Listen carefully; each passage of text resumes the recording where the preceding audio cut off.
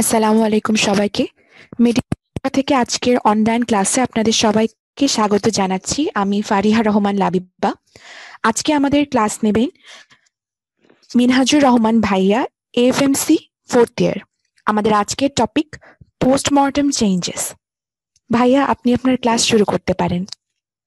আসসালামু আলাইকুম, আমি মিনহাজুর রহমান। এবার 4th ইয়ারে আছি। আশা করি সবাই সুস্থ আছো। আর থ্রু মেডিবি এটা আমার সেকেন্ড ক্লাস। আমি এর আগেও অটোপসির একটা ক্লাস নিয়েছি। আশা করি আজকের ক্লাসটা তোমাদের একটু হেল্পফুল হবে। আর রিগার্ডিং দ্য ক্লাস, যদি কারো কোনো কোশ্চেন থাকে তোমরা আমাকে কোশ্চেন করতে পারো ক্লাস শেষে, বা যদি কারো কথা বা ফার্দার ডিসক্রিপশন লাগে তাহলে হচ্ছে আমাকে একটা ইনবক্সে একটা টেক্সট দিয়ে রেখো, হ্যাঁ। আর আজকের আমাদের যে টপিকটা সেটা হচ্ছে পোস্টমর্টেম চেঞ্জেস। সেটা আমাদের ভাইভা এবং রিটেন ভাইভা এবং রিটেন দুই জায়গার জন্যই খুবই খুবই ইম্পর্টেন্ট। তো আহ, শুরু করি আজকের টপিক। আজকে আমাদের যে পোস্টমর্টেম চেঞ্জেস যে টপিকটা আছে, পোস্টমর্টেম চেঞ্জেসটা কি অ্যাকচুয়ালি? এটা হচ্ছে আমাদের একটা বডি, একটা মানুষ মারা যাওয়ার পরে তার বডি গুলোতে কি কি চেঞ্জ হয়, সেই চেঞ্জ গুলোকে আমরা তিনটা ব্রড হেডিং এ ভাগ করে ফেলতে পারি। সেগুলো হচ্ছে তোমার immediate changes, early changes and late changes.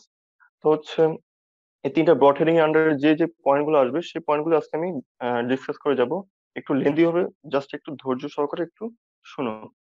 তো ফার্স্ট অফ অল হচ্ছে ইমিডিয়েট চেঞ্জেস। ইমিডিয়েট চেঞ্জেস গুলো কি কি? ইমিডিয়েট চেঞ্জেস গুলো হচ্ছে stoppage of the function of the nervous system, cessation of circulation and cessation of respiration.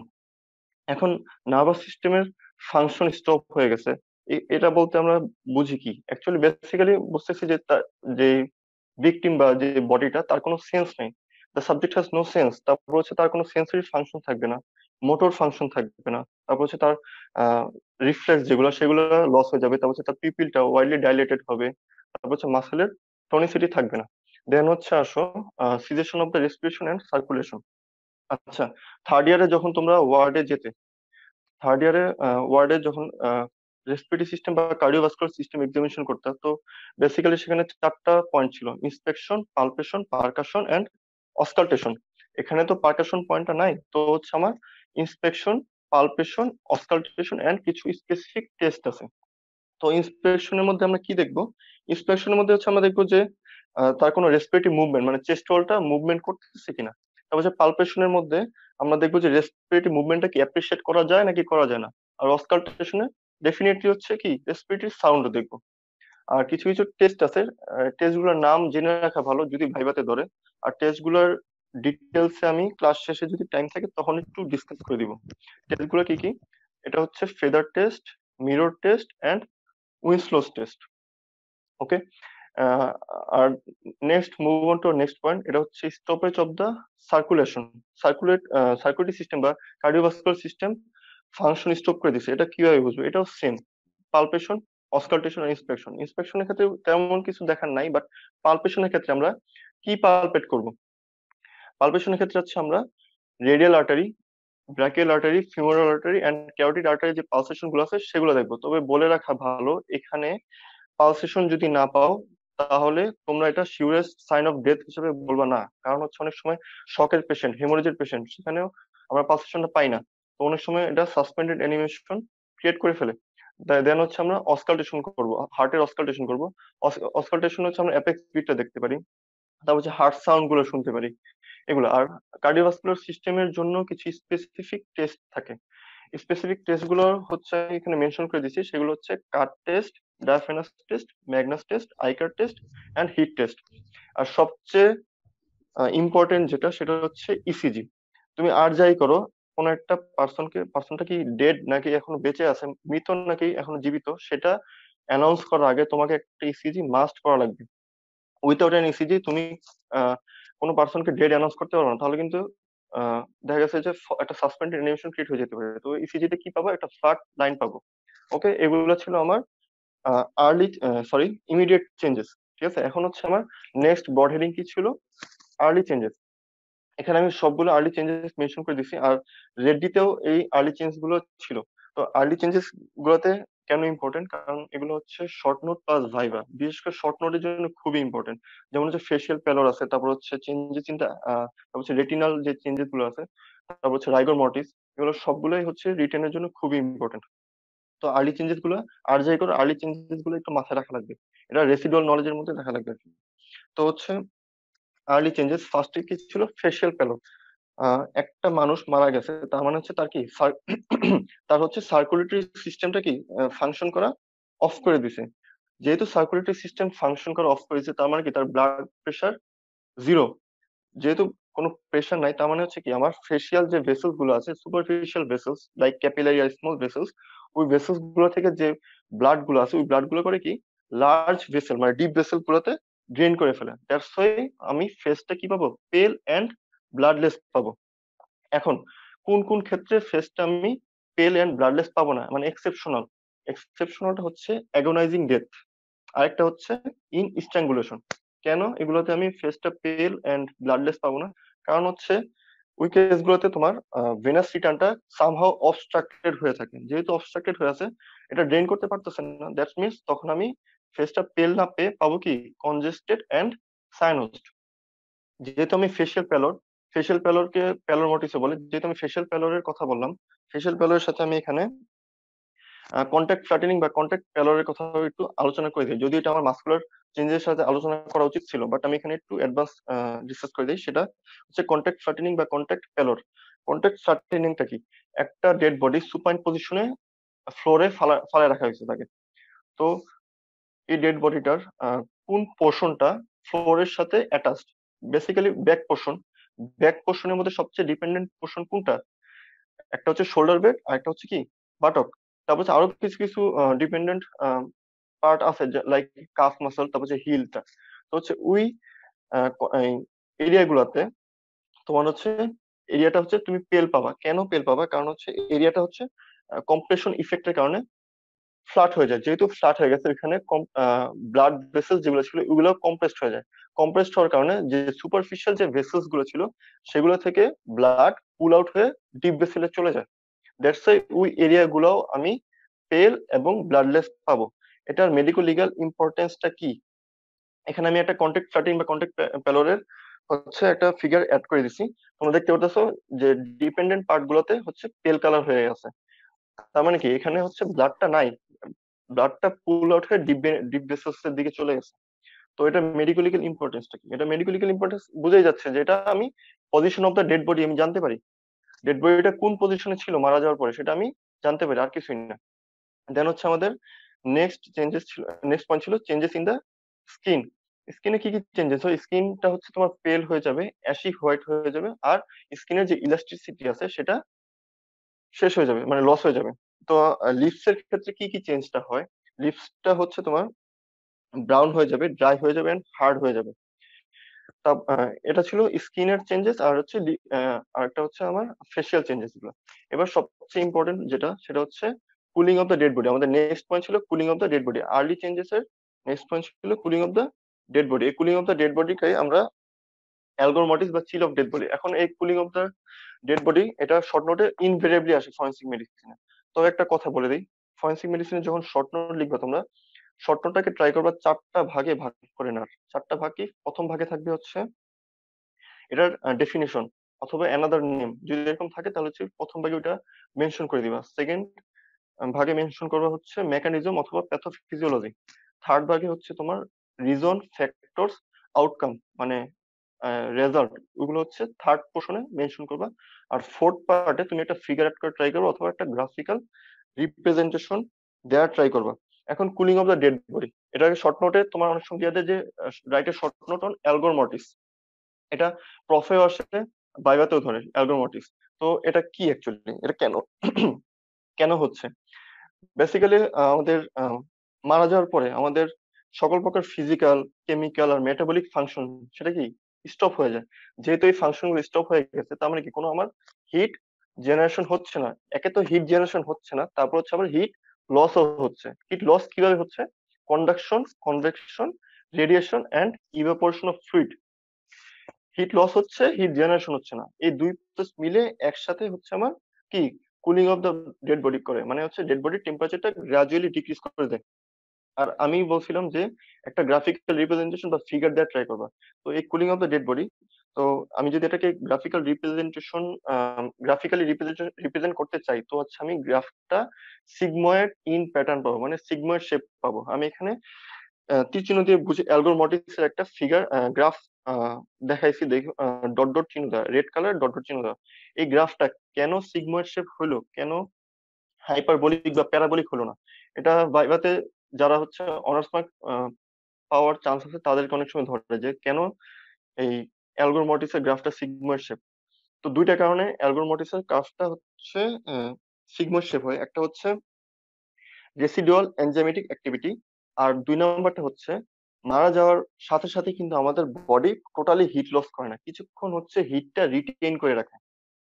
So retention of heat for some time, এটা একটা reason. আর একটা second reason হচ্ছে residual enzymatic activity. এই দুই রিজনের কারণে এই অ্যালগোর মর্টিসের কার্ভটা সিগময়েড শেপ হয়। এখন একটা ডেড বডির টেম্পারেচার তুমি মেজার করবা, বেসিক্যালি টেম্পারেচার কি দিয়ে মেজার করে? থার্মোমিটার দিয়ে। তো এটা তো নর্মাল থার্মোমিটার দিয়ে তুমি মেজার করতে পারবে না। তো এটার জন্য একটা স্পেসিফিক থার্মোমিটার আছে। সেই থার্মোমিটারটা হচ্ছে 25 সেন্টিমিটার লং, আর এটা মার্কিং হচ্ছে 0 to 50 ডিগ্রি সেন্টিগ্রেড। হুম। তো এই যে টেম্পারেচারটা যে মাপবো, এই টেম্পারেচার মাপার জন্য আমার আইডিয়াল একটা সাইট লাগবে। আইডিয়াল সাইটটা কোথায়? সেটা হচ্ছে রেকটাম। রেকটামে আমি এই ডেড বডির টেম্পারেচার মাপবো, except in case of sodomy. ওই ক্ষেত্রে হচ্ছে আমি রেকটামে টেম্পারেচার মাপতে পারবো না। তাহলে আর কি কি সাইট আছে যেখানে আমি এই টেম্পারেচারটা মাপতে পারি? সেই সাইটগুলো হচ্ছে inferior surface of the liver, external auditory meatus, আর নাজাল প্যাসেজ। এখন আসো অ্যালগোর মর্টিস। অ্যালগোর মর্টিসের কিছু কিছু ফ্যাক্টর আছে। আমি শর্ট নোটের ক্ষেত্রে বলছিলাম ফ্যাক্টর দেওয়ার ট্রাই করবো, তো আমি এখানে সবগুলা ফ্যাক্টর মেনশন করে দিয়েছি। তো আমি একটা একটা করে ফ্যাক্টর গুলো ডিসকাস করে যাচ্ছি। হ্যাঁ, ফার্স্ট অফ অল ছিল আমার atmospheric temperature. Cooling of the dead বডির ফার্স্ট ফ্যাক্টর কি ছিল? Atmospheric temperature. অ্যাটমসফেরিক টেম্পারেচারের সাথে আমরা cooling of the dead body যদি রিলেশন করি, সেটা হবে ইনভার্সলি প্রপোর্শনাল বলবো। মানে সরি, মিডিয়ামের টেম্পারেচারের সাথে কুলিং অফ দ্য ডেড বডির যে রিলেশনটা, সেটা হচ্ছে ইনভার্সলি প্রপোর্শনাল। মানে মিডিয়ামের টেম্পারেচারটা যদি হাই হয়, তাহলে হচ্ছে cooling of the dead body কি হবে? স্লো হবে। তারপর হচ্ছে মিডিয়ামের টেম্পারেচার যদি লো হয়, তাহলে cooling of the dead body কি হবে? ফাস্ট হবে। আর আমাদের যে ট্রপিক্যাল ক্লাইমেট, সেখানে হচ্ছে হিট লসের যে রেটটা, সেটা হচ্ছে 0.5 to 0.7 degree centigrade per hour. এটা কেন বললাম? কারণ এটা হচ্ছে এই টেম্পারেচার যে মেজার করবা একটা ফর্মুলা, তো ওই ফর্মুলাতে অনেক সময় হেল্প মানে লাগে এই এই ইনফরমেশনটা। তো এটা একটু মাথায় রাখবে যে ট্রপিক্যাল ক্লাইমেটে হিট লসটা হচ্ছে 0.5 to 0.7 degree centigrade per hour. Then next point হচ্ছে media of the disposal of the dead body, মানে ডেড বডিটা কোন মিডিয়াতে ডিসপোজ হয়ে আছে। সেটা কি ওয়াটারি মিডিয়াতে আছে, নাকি গ্রেভে আছে, নাকি এয়ার মানে এয়ার মিডিয়াতে আছে? যদি ওয়াটারি মিডিয়াতে হয়, তাহলে হিট লসের এয়ার মিডিয়াতে সরি গ্রেভে যে পরিমাণ হিট লস হয়, ওয়াটারি মিডিয়াতে তার থেকে 4 গুণ পরিমাণ হিট লস বেশি হবে। কেন বেশি হবে? কারণ ওয়াটার মিডিয়াতে কন্ডাকশন আর কনভেকশন প্রসেসে হিট লসটা বেশি, আর পানির আপেক্ষিক শুষ্কতা বলে একটা কথা ছিল, সেটার কারণে ওয়াটার মিডিয়াতে হিট লসটা বেশি হয়। আর এয়ার মিডিয়াতে হিট লসটা গ্রেভের থেকে 2 গুণ বেশি। ঠিক আছে। দেন হচ্ছে body build of the cadaver. Body build বলতে একটা থিনলি বডি বিল্ড, একটা হেলদি অ্যাডাল্ট, কার হিট লসটা ফাস্ট হবে? ডেফিনেটলি থিনলি বডি বিল্ড, যে তার হিট লসটা ফাস্ট হবে, আর যে হেলদি অ্যাডাল্ট সে কিছুক্ষণ হিটটা কি রিটেন করে রাখবে। ইন কেস অফ সেক্স, সেটা যদি আমি বলতে চাই, তাহলে মেলের ক্ষেত্রে হিট লসটা ফাস্ট হবে রাদার দেন ফিমেল। কেন? কারণ হচ্ছে ফিমেলে সাবকিউটেনিয়াস ফ্যাট থাকে, সাবকিউটেনিয়াস ফ্যাটটা হিটটা রিটেন করে রাখে। দেন হচ্ছে in case of age, heat loss heat loss is more in infant, in child and in old. কেন এদের ক্ষেত্রে হিট লসটা বেশি? কারণ হচ্ছে এদের যে surface area, body surface area more than their body volume, that's why তাদের হিট লসটা বেশি হয়। দেন দেন নেক্সট পয়েন্ট ছিল 6 নম্বর পয়েন্ট, ক্লদিং বা কভারিং অ্যারাউন্ড দ্য বডি। যদি বডির অ্যারাউন্ডে কোনো কভারিং বা ক্লদিং থাকে, তাহলে ডেফিনেটলি হিট লসটা কি হবে? কম হবে। যদি কভারিং না থাকে, তাহলে হিট লসটা কি? বেশি হবে। এখন এয়ার মুভমেন্টের ক্ষেত্রে একটা বলতে চাই যে স্ট্যাগন্যান্ট এয়ার মুভমেন্ট আর better air movement. Better air movement, যত বেশি বেটার এয়ার মুভমেন্ট হবে, হিট লসটা তত বেশি হবে, মানে টেম্পারেচারটা তত তাড়াতাড়ি ফল করবে। আর স্টেগনেন্ট এয়ারের ক্ষেত্রে তোমার হিট লসটা একটু রিলেটিভলি কম। আর ড্রাই ওয়েদার ক্ষেত্রে ড্রাই ওয়েদারটা হচ্ছে এক্সেলারেট দ্য হিট লস। কেন ড্রাই ওয়েদার হিট লসটাকে এক্সেলারেট করে? কারণ হচ্ছে ড্রাই ওয়েদারে বডি ফ্লুইডটা ইভাপোরেট হয়ে যায়। দ্যাটস ওয়াই আমার ড্রাই ওয়েদারে টেম্পারেচারটা র্যাপিডলি ফল করে। নেক্সট পয়েন্ট হচ্ছে position and posture of the dead body. অনেক সময় পোস্টারের উপর ডিপেন্ড করে। আর last but not the least point হচ্ছে পোস্টমর্টেম ক্যালোরিসিটি। এটা শর্ট নোটের জন্য খুবই important. Postmortem caloricity, what do mean by postmortem caloricity? Postmortem caloricity হচ্ছে মারা যাওয়ার পরে টেম্পারেচারটা ফার্স্ট 2 আওয়ার, মানে প্রথম 2 ঘন্টা টেম্পারেচারটা রাইজ থাকবে। এই রিজনটা কি? পোস্টমর্টেম ক্যালোরিসিটি রিজনটা কি? রিজনটা হচ্ছে তিনটা রিজনে আমি এক্সপ্লেন করতে পারি। ফার্স্ট রিজন হচ্ছে আমাদের যে লিভিং বডিতে হিট প্রোডাকশন যে রেগুলেশন হয়, এই রেগুলেশন যদি কোনো মিসম্যাচ, মানে কোনো যদি সমস্যা হয়, তাহলে হচ্ছে তোমার পোস্টমর্টেম ক্যালোরিসিটিটা অ্যাপিয়ার করতে পারে। কোন ক্ষেত্রে এই হিট রেগুলেশনটা তোমার সমস্যা করতে পারে? যেমন হচ্ছে তোমার নার্ভাস সিস্টেম ডিসঅর্ডারের ক্ষেত্রে, তারপর হচ্ছে সানস্ট্রোকের ক্ষেত্রে তোমার হচ্ছে এই পোস্টমর্টেম ক্যালোরিসিটি তুমি পেতে পারো। সেকেন্ড হচ্ছে যখন মাসেলে এক্সেসিভ হিট প্রোডাকশন হয়। মাসেলে কখন এক্সেসিভ হিট প্রোডাকশন হয়? যখন হচ্ছে কনভালশনে, তারপর হচ্ছে টিটেনাস, তারপর হচ্ছে স্টিচনিন পয়জনিং কেসগুলোতে মাসেলে হিট প্রোডাকশন বেশি হয়, তো তখন তুমি পোস্টমর্টেম ক্যালোরিসিটি গুলা পাবা। আর থার্ড পয়েন্ট হচ্ছে যখন হচ্ছে এক্সেসিভ ব্যাকটেরিয়াল অ্যাক্টিভিটি থাকে। এক্সেসিভ ব্যাকটেরিয়াল অ্যাক্টিভিটি কোন কোন কেসগুলোতে? যেমন সেপ্টিসেমিক কন্ডিশন, তারপর হচ্ছে কলেরা, তারপর সার্টিন ফিভার্স, এসব কন্ডিশন গুলোতে হচ্ছে পোস্টমর্টেম ক্যালোরিসিটি পেতে পারো। আহ হচ্ছে medicolegal importance of algor mortis. Medicolegal importance কি? It is the reliable sign of death. Then হচ্ছে রাইগর মর্টিস আর ডিকম্পোজিশনের সাথেও আমার অ্যালগোর মর্টিসের একটা রিলেশন আছে। কি রিলেশন সেটা? সেটা হচ্ছে যদি ডেড বডিটা তাড়াতাড়ি টেম্পারেচার ফল করে, তাহলে হচ্ছে রাইগর মর্টিস আর ডিকম্পোজিশনটা কি হবে? স্লো হবে। যদি early cooling of the dead body হয়, তাহলে হচ্ছে রাইগর মর্টিস আর ডিকম্পোজিশন প্রসেসটা কি হবে? ডিলে হবে বা স্লো হবে। দেন হচ্ছে টাইম অফ ডেথ। আমি একটু আগে বলছিলাম যে অ্যালগোর মর্টিসের মাধ্যমে তুমি টাইম সিন্স ডেথ রাফলি এস্টিমেট করতে পারবা। এখানে একটা ফর্মুলা আছে। ফর্মুলাটা কি? ফর্মুলাটা হচ্ছে নর্মাল বডি টেম্পারেচার মাইনাস তুমি যে রেক্টাল টেম্পারেচারটা রেকর্ড করছিলে, ওই rectal temperature divided by rate of temperature fall per minute. আমি একটু আগে বলছিলাম যে আমাদের যে ট্রপিক্যাল ক্লাইমেটের টেম্পারেচার ফলটা কত? 0.5 to 0.7 degree centigrade per hour. তো ওই ভ্যালুগুলো বসে তুমি হচ্ছে এই টাইম সিন ডেটটা রাফলি এস্টিমেট করতে পারো। দেন হচ্ছে আমাদের নেক্সট আর্লি চেঞ্জেস ছিল changes in the I. Changes in the I এর ক্ষেত্রে যদি বলতে চাই, ফার্স্ট অফ অল আমাদের কর্নিয়াল এন্ড পিপিলারি যে রিফ্লেক্স গুলো সেটা থাকবে না। এখন কর্নিয়াল রিফ্লেক্স যে অ্যাবসেন্ট বা লস অফ কর্নিয়াল রিফ্লেক্স, এটা কি শিওরেস্ট সাইন অফ ডেথ? না, এটা লিভিং বডিতেও পাওয়া যায়। কোন কোন ক্ষেত্রে লিভিং বডিতে এই কর্নিয়াল রিফ্লেক্সটা তুমি অ্যাবসেন্ট পাবা? যেমন হচ্ছে নার্কোটিক পয়জনিং এ, তারপর হচ্ছে জেনারেল অ্যানেস্থেসিয়া, তারপর হচ্ছে এপিলেপসি, এসব ক্ষেত্রে হচ্ছে কর্নিয়াল রিফ্লেক্সটা অ্যাবসেন্ট পাবা। দেন হচ্ছে আইলিডস এর কথা যদি বলতে চাই, after death the muscle of eyelids কি হয়? রিল্যাক্সড হয়ে যায়। তার মানে আইলিডস এর মাসল গুলা টেনশনটা কি হয়? লুজ হয়ে যায়। তো আইলিডসটা কি হবে? বেসিক্যালি ক্লোজ থাকবে। দেন হচ্ছে হেজিনেস অফ দ্য কর্নিয়া।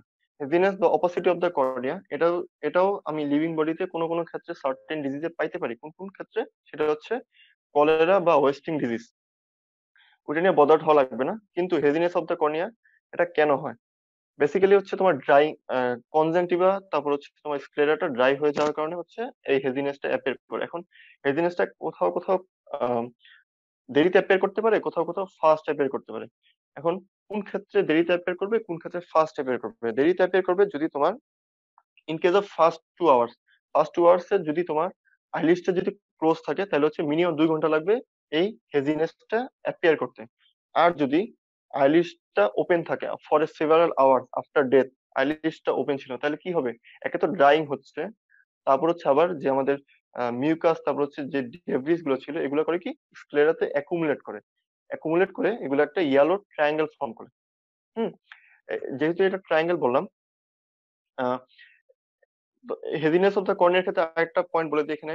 ট্যাকেনয়েড স্ক্লেরোটিকাস, এখানে একটা ইম্পর্টেন্ট শর্ট নোট আছে। এই heaviness of the cornea ultimately lead to the tache noire sclerotica. তো হচ্ছে এটা কেন হয়?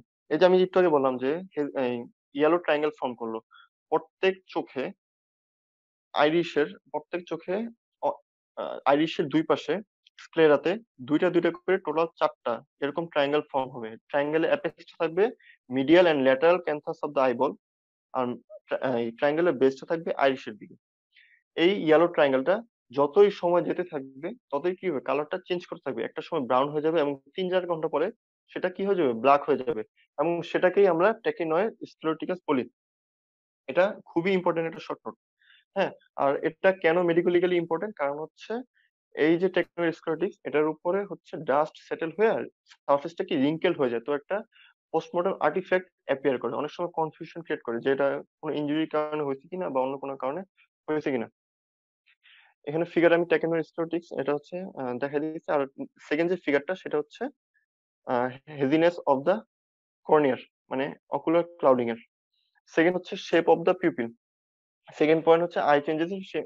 5 নম্বর পয়েন্ট হচ্ছে shape of the pupil. Pupillary changes এর মধ্যে যদি বলতে চাই তাহলে বেসিক্যালি পিউপিলটা কি হবে, ডাইলেটেড হবে, কিন্তু এই ডাইলেশনটা কি সবসময় থাকবে না, কিছুক্ষণ পরেই এটা কনস্ট্রিক্টেড হয়ে যাবে। কেন কনস্ট্রিক্টেড হয়ে যাবে, একে তো হচ্ছে রাইগর মর্টিস অ্যাপিয়ার করবে কনস্ট্রিক্টর মাসল গুলোতে। কনস্ট্রিক্টর মাসল অফ দ্য আইরিশে রাইগর মর্টিস অ্যাপিয়ার করবে। রাইগর মর্টিস নিয়ে একটু পরে আলোচনা করব। আর সেকেন্ড হচ্ছে চোখের যে ফ্লুইড গুলো ছিল, ইন্ট্রাওকুলার ফ্লুইড, সেগুলো ইভাপোরেশন হয়ে যাবে। তো এই দুই কারণে এই পিপিলারি যে চেঞ্জটা সেটা হচ্ছে চেঞ্জ হতে পারে, মানে পিপিলারি ডাইলেটেশন থেকে কনস্ট্রিক্টেড হয়ে যেতে পারে। তো এই ক্ষেত্রে আমি বলি যে রাইগর মর্টিস চোখের যে মাসল গুলো আছে, কনস্ট্রিক্টর মাসল, সেগুলোকে সেম ভাবে এফেক্ট করে না।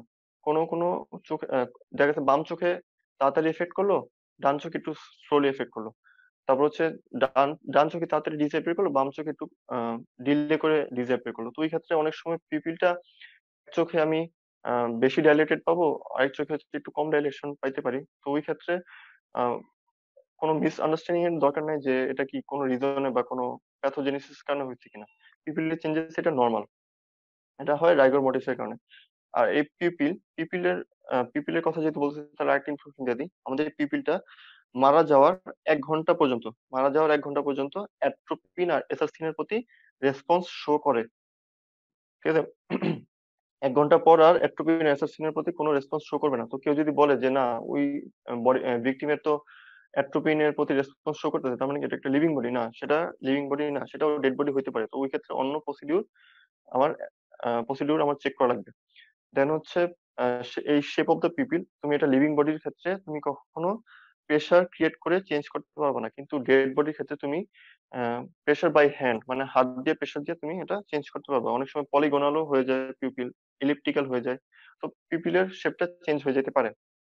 দেন আমাদের নেক্সট পয়েন্ট ছিল loss of ocular tension. After death ocular tension diminish করবে। যেহেতু অকুলার টেনশন ডিমিনিশ করছে, তার মানে কি আইটা কি সানকিন অ্যাপিয়ারেন্স দিবে, আর আইবলটা কি ফ্লাক্সিড হয়ে যাবে। তারপরে নেক্সট চেঞ্জ ছিল চেঞ্জেস ইন দ্য রেটিনা। রেটিনার চেঞ্জেস এর মধ্যে একটা ইম্পর্টেন্ট শর্ট নোট আছে, সেটা হচ্ছে কেবরকিয়ান সাইন। কেবরকিয়ান সাইনটা হচ্ছে রেটিনাল ভেসেল যেটা ছিল, রেটিনাল ভেসেল, সেখানে যে ব্লাডটা ছিল, ব্লাডটা ফ্র্যাগমেন্টেড আর সেগমেন্টেড, মানে শান্টিং, ব্লাডের যে শান্টিং হয় রেটিনাল ভেসেলে, সেই ব্লাডটা ফ্র্যাগমেন্টেড আর সেগমেন্টেড হয়ে যায়, সেটাকেই আমরা কেবরকিয়ান সাইন বলি। এটা কি বডির অন্য কোনো ভেসেলে হয়? হ্যাঁ হয়, কিন্তু আমরা শুধুমাত্র এটা রেটিনাতে কেন দেখি? রেটিনাতে দেখি কারণ এটা অপথ্যালমোস্কোপির মাধ্যমে এটা রেটিনাতে নোটিস করা যায়, দ্যাটস হোয়াই এটাকে বলা হয় কেবরকিয়ান সাইন। আর রেটিনার ক্ষেত্রে যেটা বললাম, রেটিনাটা হচ্ছে ফার্স্ট 2 আওয়ার তোমার রেটিনাটা পেল থাকবে। ইন কেস একটা ডেড বডির ফার্স্ট 2 আওয়ার পর্যন্ত রেটিনাটা পেল থাকবে। তারপর হচ্ছে যখন 5 থেকে 6 ঘন্টা হয়ে যাবে, ডিস্ক আউটলাইনটা হেভি হয়ে যাবে। আর 7 থেকে 10 ঘন্টা পার হওয়া মাত্র রেটিনাটা ফুললি ব্লার্ড হয়ে যাবে। ওকে, এগুলো ছিল রেটিনাল চেঞ্জেস। এবার হচ্ছে কেমিক্যাল চেঞ্জেস যদি বলতে চাই, লাস্ট পয়েন্ট ছিল কেমিক্যাল চেঞ্জেস। কেমিক্যাল চেঞ্জেস হচ্ছে ভিট্রিয়াস হিউমার যে পটাশিয়াম থাকে, সেই পটাশিয়াম লেভেলটা ইনক্রিজ করে, এবং এই ইনক্রিজ লেভেল অফ পটাশিয়ামটা আপ টু 100 আওয়ার পর্যন্ত পারসিস্ট করতে পারে। ওকে, আই চেঞ্জেস গুলো এতটুকুই ছিল এবং ডিসকাস করে ফেললাম। নেক্সট আমাদের আর্লি চেঞ্জেস ছিল পোস্টমর্টেম স্টেনিং। পোস্টমর্টেম স্টেনিং খুব ইম্পর্টেন্ট একটা টপিক শর্ট নোটের জন্য। পোস্টমর্টেম স্টেনিং এমসিকিউর জন্য ইম্পর্টেন্ট, কারণ পোস্টমর্টেম স্টেনিং অনেকগুলো সিনোনিম আছে। এই সিনোনিম গুলা এমসিকিউ তে দিয়ে দিতে পারে অনেক সময়। তারপর হচ্ছে শর্ট নোট অনেক সময় দেখা গেছে যে লিখতে পারে যে write a short note on লাইবর মর্টিস। তো এই ক্ষেত্রে সিনোনিম গুলো একটু জানা লাগবে। পোস্টমর্টম স্টেনিং কে আমরা ম্যাক্সিমাম ভাবে পোস্টমর্টম হাইপোস্ট্যাসিস, লাইবোমোরটিস বা darkening of the dead body. আর এটা কেন হয়? এটা হয় তিনটা কারণে। একটা হচ্ছে সার্কুলেশনটা যখন স্টপ হয়ে যায়, সেকেন্ড হচ্ছে stagnation of the blood in the blood vessels, and third its tendency to sink due to gravitational force. এখন আম, এই যে পোস্টমর্টেম স্টেনিং, আমি একটু আগে কন্টাক্ট ফ্ল্যাটেনিং আর পোস্টমর্টেম স্টেনিং, পোস্টমর্টেম স্টেনিংটা কি অ্যাকচুয়ালি? পোস্টমর্টেম স্টেনিংটা কিছুই না, এটা হচ্ছে তোমার রেডিশ পার্পল বা পার্পলিশ রেড ডিসকালারেশন হয়। ডিসকালারেশনটা হবে রেডিশ পার্পল বা পার্পলিশ রেড ডিসকালারেশন। কোথায় হবে? Dependent part of the body. খেয়াল করো, পোস্টমর্টম স্টেনিংটাও ডিপেন্ডেন্ট পার্ট অফ দ্য বডিতে হচ্ছে। আবার কন্টাক্ট ফ্ল্যাটেনিং বা কন্টাক্ট প্যালর, ওইটাও ডিপেন্ডেন্ট পার্ট অফ দ্য বডিতে হচ্ছে। তার মানে আমি কিভাবে ডিফারেন্সিয়েট করবো যে কোনটা পোস্টমর্টম স্টেনিং আর কোনটা কন্টাক্ট ফ্ল্যাটেনিং বা কন্টাক্ট প্যালর? ডিফারেন্সিয়েশন পয়েন্ট একটু পরে বলতেছি। আর এটা কেন হয়, পোস্টমর্টম স্টেনিংটা বা হাইপোস্টেসিসটা কেন হয়? Due to capillovenous distension. এখন আসো ওই কন্টাক্ট পেলোর বা পোস্টমর্টম স্টেনিং মধ্যে ডিফারেন্সিয়েটিং পয়েন্টটা, এটার জন্য আমার হচ্ছে ডিস্ট্রিবিউশনটা জানা লাগবে, পোস্টমর্টম স্টেনিংটা কই হয়। আমি কন্টাক্ট ফ্ল্যাটেনিং বা পেলোরের ক্ষেত্রে একটা সুপাইন পজিশনে বডির কথা বলছিলাম। বডিটা একটা সুপাইন পজিশনে ছিল, যেখানে তার ব্যাক পোর্শনটা ফ্লোরের সাথে অ্যাটাচ ছিল। তার মানে কি, আমার ডিপেন্ডেন্ট পার্ট গুলা মোস্টলি অ্যাটাচ ছিল আমার ফ্লোরের সাথে। ডিপেন্ডেন্ট পার্ট গুলো কি কি? শোল্ডার ব্লেড, তারপর হচ্ছে বাটক, তারপর হচ্ছে posterior aspect of the thigh, calf muscle and heel. তো ওই ক্ষেত্রে ডিপেন্ডেন্ট পার্ট গুলা যে ওই ক্ষেত্রে ওই ডিপেন্ডেন্ট পার্ট গুলোতে হচ্ছে আমার কন্টাক্ট প্যালোর অ্যাপিয়ার করবে। ওই ডিপেন্ডেন্ট পার্ট গুলোতে কখনো পোস্টমর্টম স্টেনিং আমি পাবো না। কেন পাবো না? কারণ হচ্ছে due to the obstruction and compression effect. আগে একটা কথা বলছি যে পোস্টমর্টম স্টেনিং কেন হয়, ডিউ টু ক্যাপিলোভেনাস ডিস্টেনশন। মানে ক্যাপিলোভেনাস ডিস্টেনশনটা হবে আর ব্লাডটা ওই জায়গায় স্ট্যাগনেট করবে। এই স্ট্যাগনেশন অফ ব্লাডের কারণে আমি পোস্টমর্টম স্টেনিং পাবো। তার মানে যেখানে আমার অলরেডি জায়গাটা কম্প্রেস হয়ে আছে, জায়গাটা কম্প্রেস হয়ে আছে, ব্লাড ভেসেলস কম্প্রেস হয়ে আছে, তার মানে কোনো ব্লাড ভেসেলস কম্প্রেস হয়ে আছে যেহেতু, তার মানে কোনো ব্লাড নাই। ব্লাড যেহেতু নাই, তার মানে আমি সেখানে পোস্টমর্টম স্টেনিং পাবো না। তার মানে সেখানে কি পাবো? কন্টাক্ট পেলোর পাবো। তাহলে পোস্টমর্টম স্টেনিং কি আমি সুপাইন পজিশনে থাকা কোনো ডেড বডির কি পাবো না? অবশ্যই পাবো। সেটা কোথায় পাবো? সেটা হচ্ছে নেকে পাবো, সাইড অফ দ্য নেকে পাবো। And side of the neck থেকে দেন পোস্টমর্টম স্টেনিং স্প্রেড করবে whole back up to the flank. ঠিক আছে, এতটুকু জায়গায় পর্যন্ত পোস্টমর্টম স্টেনিং আমি পাইতে পারি, কিন্তু ওই ডিপেন্ডেন্ট পার্ট গুলোতে একদম কোনোভাবেই সম্ভব না। দেন হচ্ছে আরেকটা কথা না বলেই না যে বিবিসিএস, এই যখন এই কোশ্চেনটা আসবে ভাইভাতে, তখন হচ্ছে স্যাররা বিবিসিএস নিয়ে অনেক সময় বলে দেয় যে বিবিসিএসটা কি, তাহলে একটু এক্সপ্লেন করে দাও। তাহলে হচ্ছে বিবিসিএসটা হচ্ছে, অনেক সময় দেখবা যে অনেকে রাবার ব্যান্ড মানে রিস্ট ব্যান্ড, তারপর হচ্ছে টাইট ক্লদিং পরে। এই টাইট ক্লদিং বা রাবার ব্যান্ড পরার কারণে অনেক সময় ওই জায়গাগুলো কম্প্রেস বা কম্প্রেস হয়ে থাকে। জায়গাগুলো কম্প্রেস হয়ে থাকার কারণে ওইখানে অবস্ট্রাকশন বা কম্প্রেশন ইফেক্ট ক্রিয়েট হয়। তো ওই ক্ষেত্রে হচ্ছে আমি যেই অ্যাপিয়ারেন্সটা পাবো সেই অ্যাপিয়ারেন্সটাই হচ্ছে বিবিসিএস, সেটাকে আমরা বিবিসিএস বলতেছি। দেন হচ্ছে পোস্টমর্টম স্টেনিং, এটা অ্যাপিয়ার করে কতক্ষণে? এটা মিনিমাম তোমার হাফ থেকে 1 ঘন্টা লাগে পোস্টমর্টম স্টেনিংটা অ্যাপিয়ার করতে। এতক্ষণ আমরা সুপাইন পজিশনের বডি কথা নিয়ে বললাম। তো যদি কোনো বডি আমি প্রন পজিশনে পাই, তো ওই ক্ষেত্রে আমরা পোস্টমর্টম স্টেনিংটা কই পাবো? যেহেতু প্রন পজিশন আছে, তার মানে কি ফ্রন্ট সাইড অফ দ্য বডিতে পাবো। ফ্রন্ট সাইড অফ দ্য বডিতে কোথায় পাবো? লুজ কানেক্টিভ টিস্যু যেই এরিয়া গুলোতে আছে, সেই এরিয়া গুলোতে আমি এই এই পোস্টমর্টম হাইপোস্টেসিসটা পাবো। এখন এখানে একটা কথা আছে যে এই পোস্টমর্টম হাইপোস্টেসিসটা ব্যাক সাইডের থেকে একটু আলাদা। কিভাবে আলাদা? সেখানে তুমি টার্ডু স্পট পাবা, আর একটু কালারটা একটু ইন্টেন্স হবে যেহেতু এটা লুজ কানেক্টিভ টিস্যু। তো টার্ডু স্পটটা কি? এখানে আমি একটা ফিগার দিয়ে রাখছি। টার্ডু স্পট কিছুই না, কিছু হেমোরেজিক স্পট। তোমরা অলরেডি জানো ব্রুজ, একাইমোসিস ব্রুইস, ছোট ছোট স্পট গুলা, এই ছোট ছোট স্পট গুলোর মতোই টার্ডু স্পট একটা মাইনর টিনি স্পট। হ্যাঁ, এটা এটা হচ্ছে যখন আমার বডিটা ফ্রন্ট পজিশনে থাকবে, তখন আমি ফ্রন্ট সাইড অফ দ্য বডিতে পাইতে পারি। দেন যদি কোনো বডি লেফট সাইড অথবা রাইট সাইডে হেলে থাকে, তো ব্লাড কি করবে? ওই সাইডে পুল ডাউন হবে। তো আমি পোস্টমর্টম হাইপোথিসিসটা কি ওই পাশে পাবো। তারপর হচ্ছে ধরো যে একটা বডি ইনভার্টেড হয়ে আছে, যেমন হচ্ছে একটা ড্রাঙ্কেন পারসন, তো ওই ক্ষেত্রে আমি পোস্টমর্টম হাইপোথিসিসটা কোথায় পাবো? নেকে পাবো আর হেড এরিয়াতে পাবো। তারপর হচ্ছে তার কনজাংটিভাল হেমোরেজ পাইতে পারি। তারপর হচ্ছে তার আহ, আই গুলো হচ্ছে সাফিউজ থাকতে পারে। ঠিক আছে। তারপর হচ্ছে কোন একটা হ্যাঙ্গিং কেস, হ্যাঙ্গিং কেস গুলোতে আমি পোস্টমর্টম হাইপোস্টেসিসটা কোথায় পাবো? হাইপোস্টেসিস হ্যাঙ্গিং কেস যেহেতু, তার মানে ব্লাড গুলো কি গ্রাভিটেশনের কারণে কি নিচে পুল করতেছে, তার মানে আর্ম গুলোতে পাবো, লাইক লেগস, হ্যান্ড, তারপর হচ্ছে এক্সটার্নাল জেনিটাল এগুলোতে। তারপর হচ্ছে একটা ড্রোনিং পার্সন, ড্রোনিং পার্সনের ক্ষেত্রে আমি এই এই লাইবার মডেলসটা কোথায় দেখতে পারি? যেমন হচ্ছে চেস্টে দেখতে পারি, তারপর হচ্ছে হ্যান্ডে, তারপর হচ্ছে আর্ম, তারপর হচ্ছে ফিট আর কাফ মাসল গুলোতে ড্রোনিং পার্সনের পোস্টমর্টম হাইপোস্টেসিস পাওয়া যেতে পারে। এখানে পোস্টমর্টম হাইপোস্টেসিসের জাস্ট হচ্ছে মেকানিজম একটা, জাস্ট একটা প্রেজেন্টেশন দেওয়া আছে, জাস্ট দেখে নিও। এন্ড হচ্ছে পোস্টমর্টম হাইপোস্টেসিস অনেক কোন কোন ক্ষেত্রে লেস মার্কড হবে? আমি কি বলছিলাম? পোস্টমর্টম হাইপোস্টেসিস ফার্স্ট রিজনটা কি, কারণটা কি? ব্লাডটা stagnation of the blood in the capillovenous due to capillovenous distension, মানে ক্যাপিলোভেনাস ডিস্টেনশন হবে, ব্লাডটা ওইখানে গিয়ে জমে থাকবে। তো যেখানে ব্লাডই থাকবে না সেখানে আমি এই পোস্টমর্টম হাইপোস্টেসিস পাবো কিভাবে? তো ব্লাড নাই কোন কোন কন্ডিশনে, like haemorrhage, anaemia, wasting disease, তারপর হচ্ছে লোভার নিউমোনিয়া। এই এই কেসগুলোতে আমি হচ্ছে পোস্টমর্টম হাইপোস্টেসিস থেকে লেস মার্ক পাবো। তারপর হচ্ছে medico legal importance of post-mortem training. Medico legal importance এর মধ্যে যদি আমি বলতে চাই তাহলে সেটা হচ্ছে একটা রিলায়েবল সাইন অফ ডেথ। তারপর হচ্ছে টাইম পাস্ট আফটার ডেথ, মানে তুমি একটা রাফ এস্টিমেশন করতে পারবে যে এই এই ভিকটিমের মৃত্যু এত ঘন্টা আগে হয়েছে। তারপর হচ্ছে তুমি পোস্টমর্টম হাইপোথিসিস দেখে কজ অফ ডেথ জানতে পারবে। কিভাবে কজ অফ ডেথ জানতে পারবে? যেমন পয়জনিং কেস গুলোতে, এক এক পয়জনিং কেসে পোস্টমর্টম হাইপোথিসিস এক এক রকমের কালার হয়, এক এক রকমের অ্যাপিয়ারেন্স দিবে। এখানে আমি ইয়েলো কালার যে স্লাইডটা, ওই স্লাইডে হচ্ছে মেনশন করে দিচ্ছি, এটা এমসিকিউর জন্য খুবই ইম্পর্টেন্ট, এমসিকিউর জন্য খুবই ইম্পর্টেন্ট। যেমন হচ্ছে কার্বন মনোক্সাইড পয়জনিং যদি কারো হয়, তো ওই ক্ষেত্রে আমি পোস্টমর্টম হাইপোস্টেসিসটা কি চেরি রেড পাবো। যদি নাইট্রেট পয়জনিং হয় সেক্ষেত্রে আমি কি রেড ব্রাউন পাবো। তারপর হচ্ছে hydrogen sulphide poisoning, hydrogen sulphide poisoning এ হচ্ছে ব্লাডের সাথে এটা সালফামিথ হিমোগ্লোবিন ফর্ম করে, তো ব্লাডটা আমার গ্রিনিশ ব্লু কালার হয়ে যায়। তো পোস্টমর্টম হাইপোস্টেসিসটা হচ্ছে গ্রিনিশ ব্লু পাবো।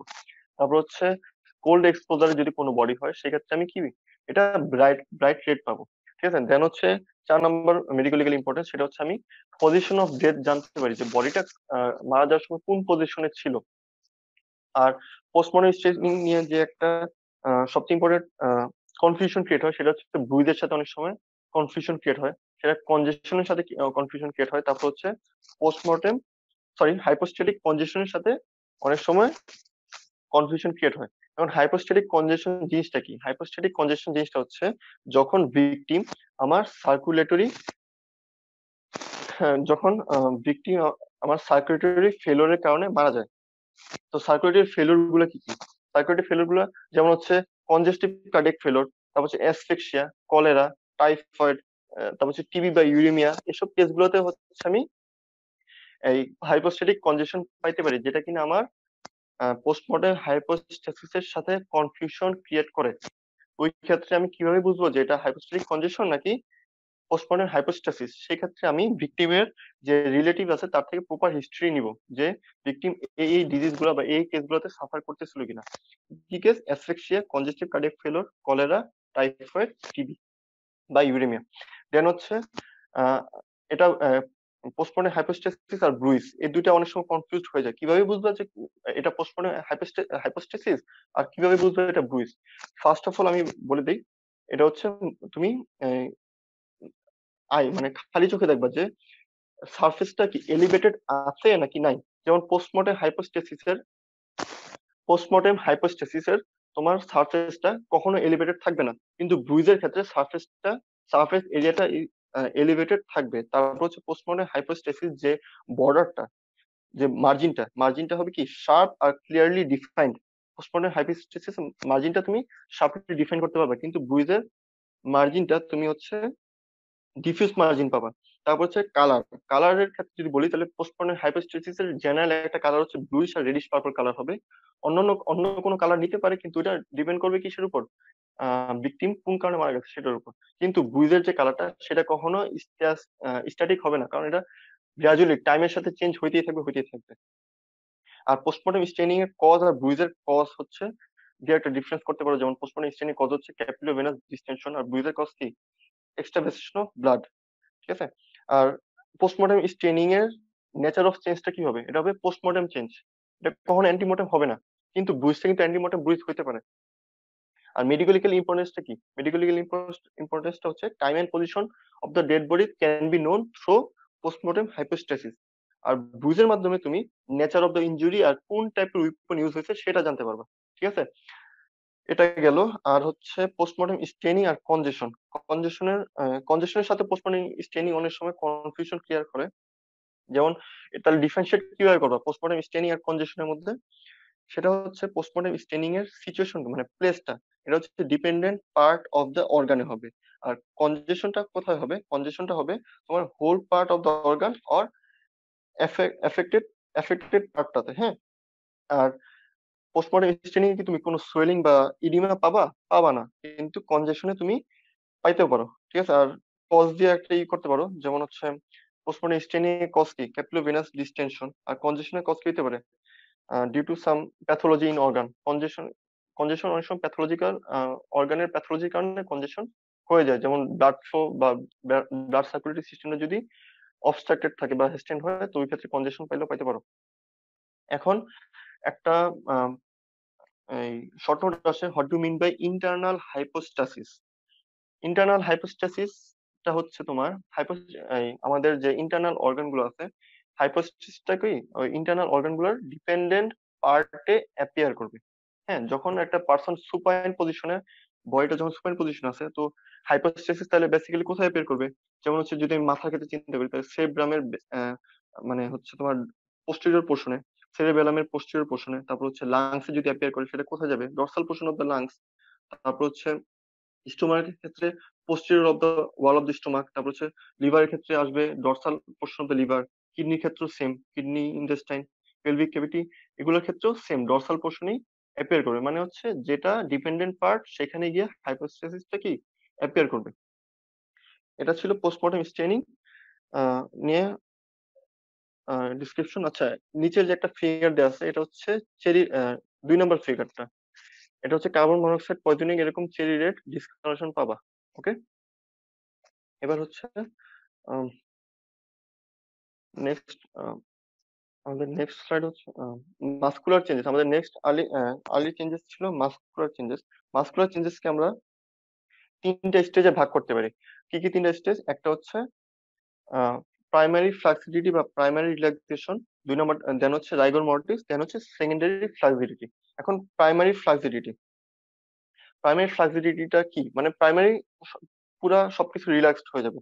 প্রাইমারি ফ্লাক্সিডিটি বা রিল্যাক্সেশনের সময় এটা হচ্ছে বেসিক্যালি 1 to 2 আওয়ারের মধ্যে প্রাইমারি ফ্লাক্সিডিটিটা অ্যাপিয়ার করে চলে যায়। তো হচ্ছে এখানে all the muscles of the body begin to relax. তারপর হচ্ছে তোমার লোয়ার যেটা আছে সেটা কি হবে? ফল করবে। তারপর হচ্ছে আইলিডস উইল লজ ইটস টেনশন। তারপর হচ্ছে জয়েন্টস গুলো কি ফ্লেক্সিবল হবে। তারপর হচ্ছে মাসকুলার যে ইরিটেবিলিটি সেটা প্রেজেন্ট করবে। আর আমি একটা 3 নম্বর একটা পয়েন্ট লিখে রাখছি, সেটা হচ্ছে রেসপন্স টু এনি স্টিমুলি। হ্যাঁ, তুমি যদি ইলেকট্রিক্যাল বা মেকানিক্যাল কোনো স্টিমুলি দাও, তাহলে হচ্ছে প্রাইমারি ফ্লাক্সিডিটি স্টেজে সেটাও প্রেজেন্ট পাইতেও পারো। তারপর হচ্ছে পেরিস্টালসিসও পেতে পারো। আর পিপিলটা কি ডাইলেটেড, পিপিলটা হচ্ছে রিয়েক্ট করবে অ্যাট্রোপিন অথবা ফাইসোস্টিগমিনের ক্ষেত্রে। এটা হচ্ছে আমার প্রাইমারি ফ্লাক্সিডিটি বা প্রাইমারি রিল্যাক্সেশনের ডেসক্রিপশন। সেকেন্ড হচ্ছে আমাদের রাইগর মর্টিস। রাইগর মর্টিস রিটেনের জন্য, ভাইবার জন্য খুব ইম্পর্টেন্ট। রিটেনের জন্য invariably short note broad question, short note broad question invariably আসে রাইগর মর্টিস। এখানে একটা ফিগার দেখতেছে, ফিগারে দেখা গেছে যে ডেড বডিটা এরকম কার্ভ হয়ে আছে। কার্ভ হওয়ার একটাই কারণ, সেটা হচ্ছে রাইগর অ্যাপিয়ার করছে all the voluntary and involuntary muscles. এই যে ফিগারে যে ডেড বডিটা দেখা যাচ্ছে, এখানে all the voluntary and involuntary মাসলে রাইগর অ্যাপিয়ার করছে, যার কারণে ডেড বডিটা এরকম কার্ভ হয়ে আছে। এখন রাইগর মর্টিস জিনিসটা কি? রাইগর মর্টিসটাকে আমরা ক্যাডাভারিক রিজিডিটিও বলি, ক্যাডাভারিক রিজিডিটি। এখন রাইগর মর্টিসটা হচ্ছে তোমার shortening and stiffening of the muscles of the dead body. তোমার একটা বডিতে ভলেন্টারি মাসল থাকে, একটা বডিতে ইনভলেন্টারি মাসলসও থাকে। তো যখন রাইগর অ্যাপিয়ার করবে, রাইগরটা ভলেন্টারি ইনভলেন্টারি দুই মাসলকেই অ্যাপিয়ার ইনভলভ করবে।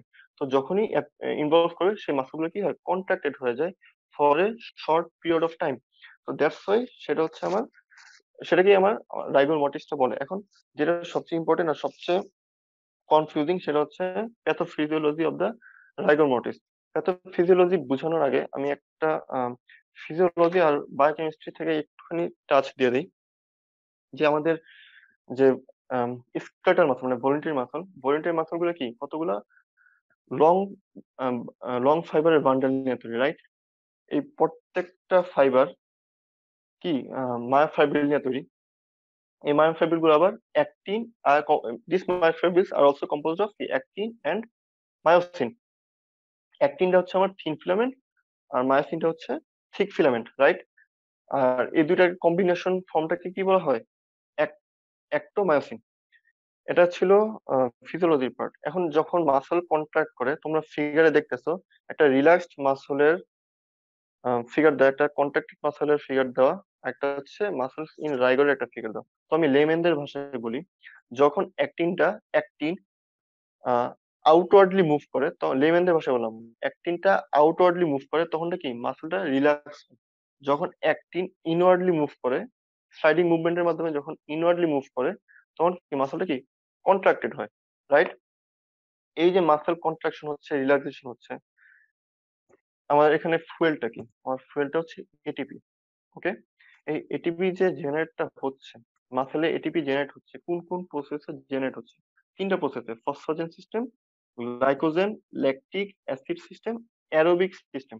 এখন মাসেলের ক্ষেত্রে গ্লাইকোজেন ল্যাকটিক অ্যাসিড সিস্টেমটা খুবই খুবই ইম্পর্টেন্ট, কারণ মাসেলের মেইন ফুয়েলই হচ্ছে glycogen. Muscle fuel for contraction is glycogen. So আমার যে এটিপিটা, সো এটিপি প্রোডাকশনটা কি আমার গ্লাইকোজেন ল্যাকটিক অ্যাসিড সিস্টেমের মাধ্যমে প্রডিউস হবে ম্যাক্সিমাম।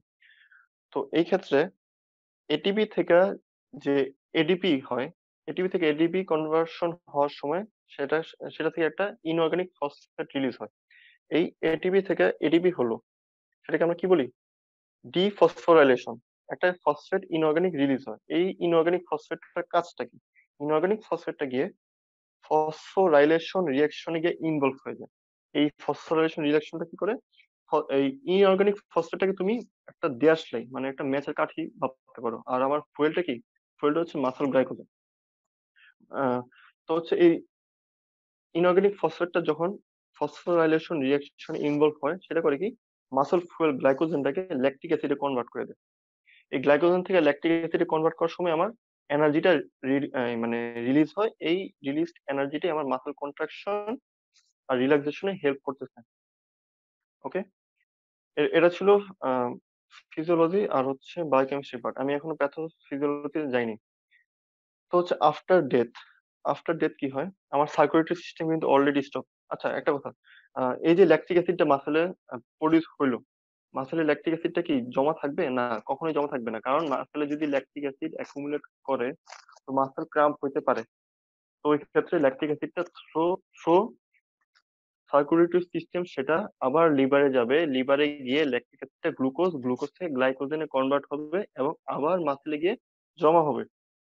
আর যে নেট এটিপি একটা লস হয়েছিল সেটাও রিপ্লেনিশ হয়ে যাবে।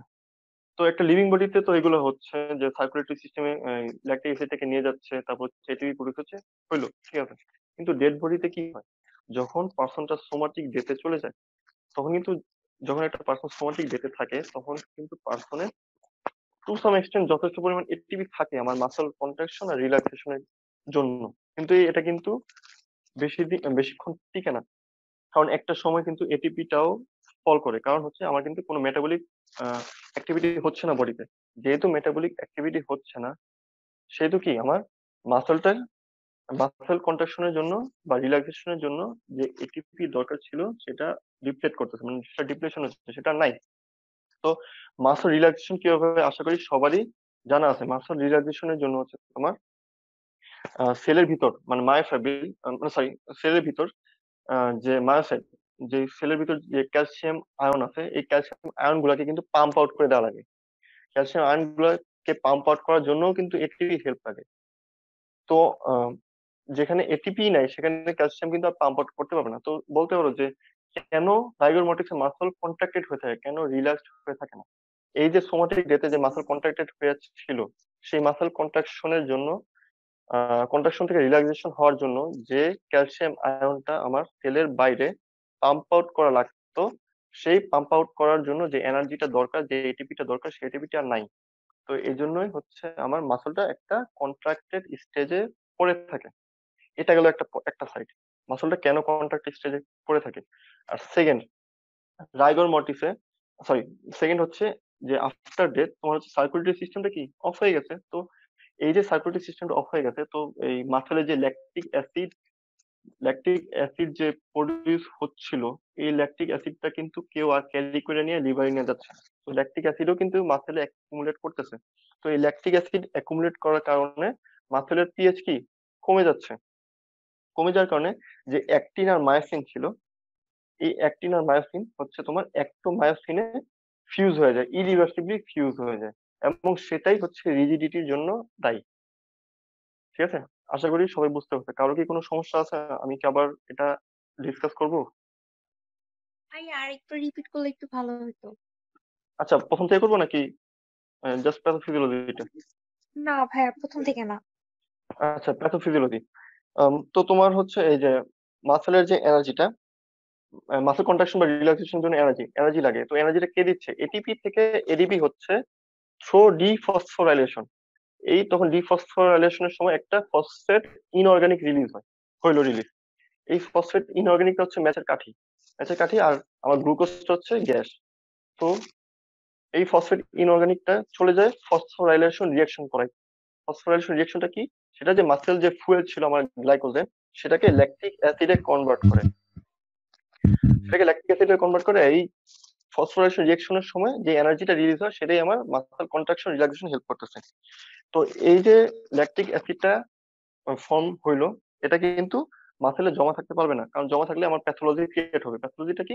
মাসেল ক্রাম্প হইতে পারে। তো নর্মাল লিভিং বডিতে এই ল্যাকটিক অ্যাসিডটা থ্রো সার্কুলেশন আবার লিভারে যায়, লিভারে গিয়ে গ্লুকোজ থেকে গ্লাইকোজেন এবং সবকিছু আবার রিপ্লেনিশ হয়ে যায়। কিন্তু ডেড বডিতে কি হয়? তোমার মেটাবলিক ফাংশন নাই, সার্কুলেটরি ফাংশন নাই। যেহেতু মেটাবলিক ফাংশন নাই, তার মানে কি এটিপিও নাই, এটিপি প্রডিউস হচ্ছে না। কিন্তু তোমার যখন বডিটা সোমাটিক মানে ভিকটিম সোমাটিক ডেথে ছিল, তখনও টু সাম এক্সটেন্ট যথেষ্ট পরিমাণ এটিপি ছিল কন্ট্রাকশন আর রিল্যাক্সেশন মেনটেন করার জন্য। তো মাসল গুলা যে কন্ট্রাক্টেড স্টেজে তখন যে গেল, সেটা রিল্যাক্সেশন স্টেটে আসতে পারে না। কেন পারে না সেটা বলতেছি। লিভিং বডিতে মাসল রিল্যাক্সেশনের জন্য আমার করা লাগে কি, মানে মাসল সেল গুলা থেকে তোমার ক্যালসিয়ামটা পাম্প আউট করা লাগে। এই ক্যালসিয়াম সার্কোপ্লাজমিক রেটিকুলাম থেকে যে ক্যালসিয়াম পাম্প আউট করবে, সেই কাজটাও কি করে? এটিপি করে। মানুষ মারা গেছে, এটিপি নাই, তো ক্যালসিয়াম পাম্প আউট করবে কে? তার মানে কি সেলের ভিতর ক্যালসিয়াম কি করে? রাইজ করতেই থাকে। তো এই ক্যালসিয়াম রাইজ করার কারণে মাসলটা আলটিমেটলি কন্ট্রাক্টেড স্টেজে চলে যায়। এটা গেল কন্ট্রাক্টেড, কেন কেন রিল্যাক্সড না রাইগর মোটিভে। আর সেকেন্ড, মারা যাওয়ার পরে সার্কুলেটরি সিস্টেম কিন্তু স্টপ হয়ে আছে। তার মানে কি আমার যে ল্যাকটিক অ্যাসিডটা যে ফর্মেশন হচ্ছিল সোমাটিক ডেথে, মানে হচ্ছে আমি কিন্তু তখনও বলছি যে contraction relaxation to some extent চলতেছে। তো যেই ল্যাকটিক অ্যাসিডটা অ্যাকুমুলেট হয়েছিল মাসেলে, সেই ল্যাকটিক অ্যাসিডটা কিন্তু রিভার্স করে আবার লিভারে নিয়ে যাওয়ার মতো কেউ নাই, কারণ হচ্ছে আমার সার্কুলেটরি সিস্টেম অলরেডি স্টপ। সেই জন্য তোমার মাসেলে এই ল্যাকটিক অ্যাসিডটা অ্যাকুমুলেট করতেছে। তো এই ল্যাকটিক অ্যাসিড অ্যাকুমুলেট করার কারণে তোমার যে অ্যাক্টিন আর মায়োসিন আছে, সেটা ইরিভার্সিবলি জেল ফর্ম করে অ্যাক্টোমায়োসিন ফর্ম করে, এবং এটাই হচ্ছে মাসেল রিজিডিটি আর স্টিফেনিং এর জন্য দায়ী। বুঝা গেছে? দেন হচ্ছে একটা ইনফরমেশন, যেটা না দিলেই না, অনেক সময় স্যাররা বলে যে কখন ম্যাক্সিমাম রিজিডিটি পাবা আর কতক্ষণে তুমি রিজিডিটি শুরু হওয়ার মানে স্টার্ট শুরু হবে। রিজিডিটি অ্যাপিয়ারেন্স করবে যখন তোমার এটিপি লেভেল একটা ক্রিটিক্যাল লেভেলের চলে আসবে। ক্রিটিক্যাল লেভেলটা কি? 85% অফ দ্য নর্মাল লেভেলকে আমরা ক্রিটিক্যাল লেভেল বলি। যখন এটিপি লেভেলটা ডিমিনিশ করতে করতে 85% নেমে আসবে, তখনই আমার রিজিডিটিটা গ্রাজুয়ালি অ্যাপিয়ার করতে থাকবে। এবং ম্যাক্সিমাম রিজিডিটি কখন পাবো? যখন হচ্ছে আমার এটিপিটা 15% রিডিউস করবে। আর ল্যাকটিক অ্যাসিড যে অ্যাকুমুলেট করতেছিল, এই ল্যাকটিক অ্যাসিডটা অ্যাকুমুলেট করতে করতে করতে যখন 0.3% হবে, তখন আমি ম্যাক্সিমাম রিজিডিটিটা পাবো। এখন রাইগর মর্টিস কোন কোন ক্ষেত্রে অনেক সময় তাড়াতাড়ি পেতে পারো? রাইগর মর্টিস কোন কোন ক্ষেত্রে মোর কুইকলি অ্যাপিয়ার করবে? যেমন কোনো একটা ভিকটিম যদি ফিজিক্যাল এক্সজশনের কারণে মারা যায়, তো ওইখানে তোমার ফিজিক্যাল এক্সজশন হচ্ছে, তার মানে অলরেডি আমার গ্লাইকোজেন যেটা, সেটা অলরেডি ডিপ্লেটেড ছিল মাসলে। তো গ্লাইকোজেন অলরেডি ডিপ্লেটেড ছিল, তার মানে এটিপিও ডিপ্লেটেড ছিল। তার মানে অলরেডি আমার সেখানে যে সোমাটিক ডেথের সময় যে কন্ট্রাকশন রিল্যাক্সেশন যে স্টেটটা সেটা মেনটেন করার মতো আর কেউ নাই, তো অলরেডি মাসল কন্ট্রাক্টেড হয়ে আছে এবং জাইগোটটা তাড়াতাড়ি অ্যাপিয়ার করতেছে। তারপর হচ্ছে যদি কোনো ডেড বডি যদি ইলেকট্রিফিকেশনের কারণে হয়, তো ওই ক্ষেত্রে রাইগোর মোটিভসটা তাড়াতাড়ি অ্যাপিয়ার করবে। আর কাদের ক্ষেত্রে রাইগোট অ্যাপিয়ার অ্যাবসেন্ট থাকতে পারে, যেমন ওল্ড, তারপর হচ্ছে ফিবল, তারপর হচ্ছে ইনফ্যান্ট, ওই ক্ষেত্রে হচ্ছে রাইগোটটা অনেক সময় অ্যাবসেন্টও থাকতে পারে। এখন রাইগোটটা যে অ্যাপিয়ার করবে সেটা একটা আমরা রুলের মাধ্যমে এক্সপ্লেন করতে পারি, সেটাকে বলা হয় নিস্টেন্স রুল।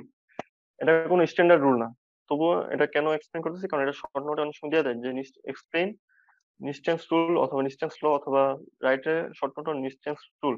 সেটা কি? সেটা হচ্ছে রাইগর মর্টিসটা ফার্স্ট অফ অল সবার ফার্স্টে একটা রাইগর মর্টিসটা আমার ভলেন্টারি ইনভলেন্টারি দুই টাইপের মাসেলই তো আমার এফেক্ট করে, তাই না? কিন্তু কোন মাসেলে আগে এফেক্ট করবে, কোন মাসেলে পরে এফেক্ট করবে, সেটা হচ্ছে আমার ইনভলেন্টারি মাসেল, যেমন মায়োকার্ডিয়ামে হচ্ছে রাইগরটা ফার্স্ট অ্যাপিয়ার করবে, দেন অ্যাপিয়ার করবে আইলিডে দেন হচ্ছে তুমি নেক থেকে একবার উপরের দিকে যাবা, একবার নিচের দিকে যাবা। নেক থেকে যদি উপরের দিকে যাও তাহলে ফার্স্ট, দেন আইলিডের পরে হচ্ছে রাইগর মর্টিস অ্যাপিয়ার করবে কই? নেকের উপরে কি আছে? লোয়ার জ আছে, তারপর লোয়ার জের মাসেল গুলোতে রাইগরটা অ্যাপিয়ার করবে। তারপরে আস্তে আস্তে গ্রাজুয়ালি এটা আপওয়ার্ডলি মুভ করে, মানে ফেশিয়াল মাসল গুলোতে রাইগর অ্যাপিয়ার করবে। তারপর নেক থেকে নিচের দিকে যাও, তাহলে ফার্স্ট অফ অল কি চেস্টের মাসল গুলোতে রাইগর অ্যাপিয়ার করবে।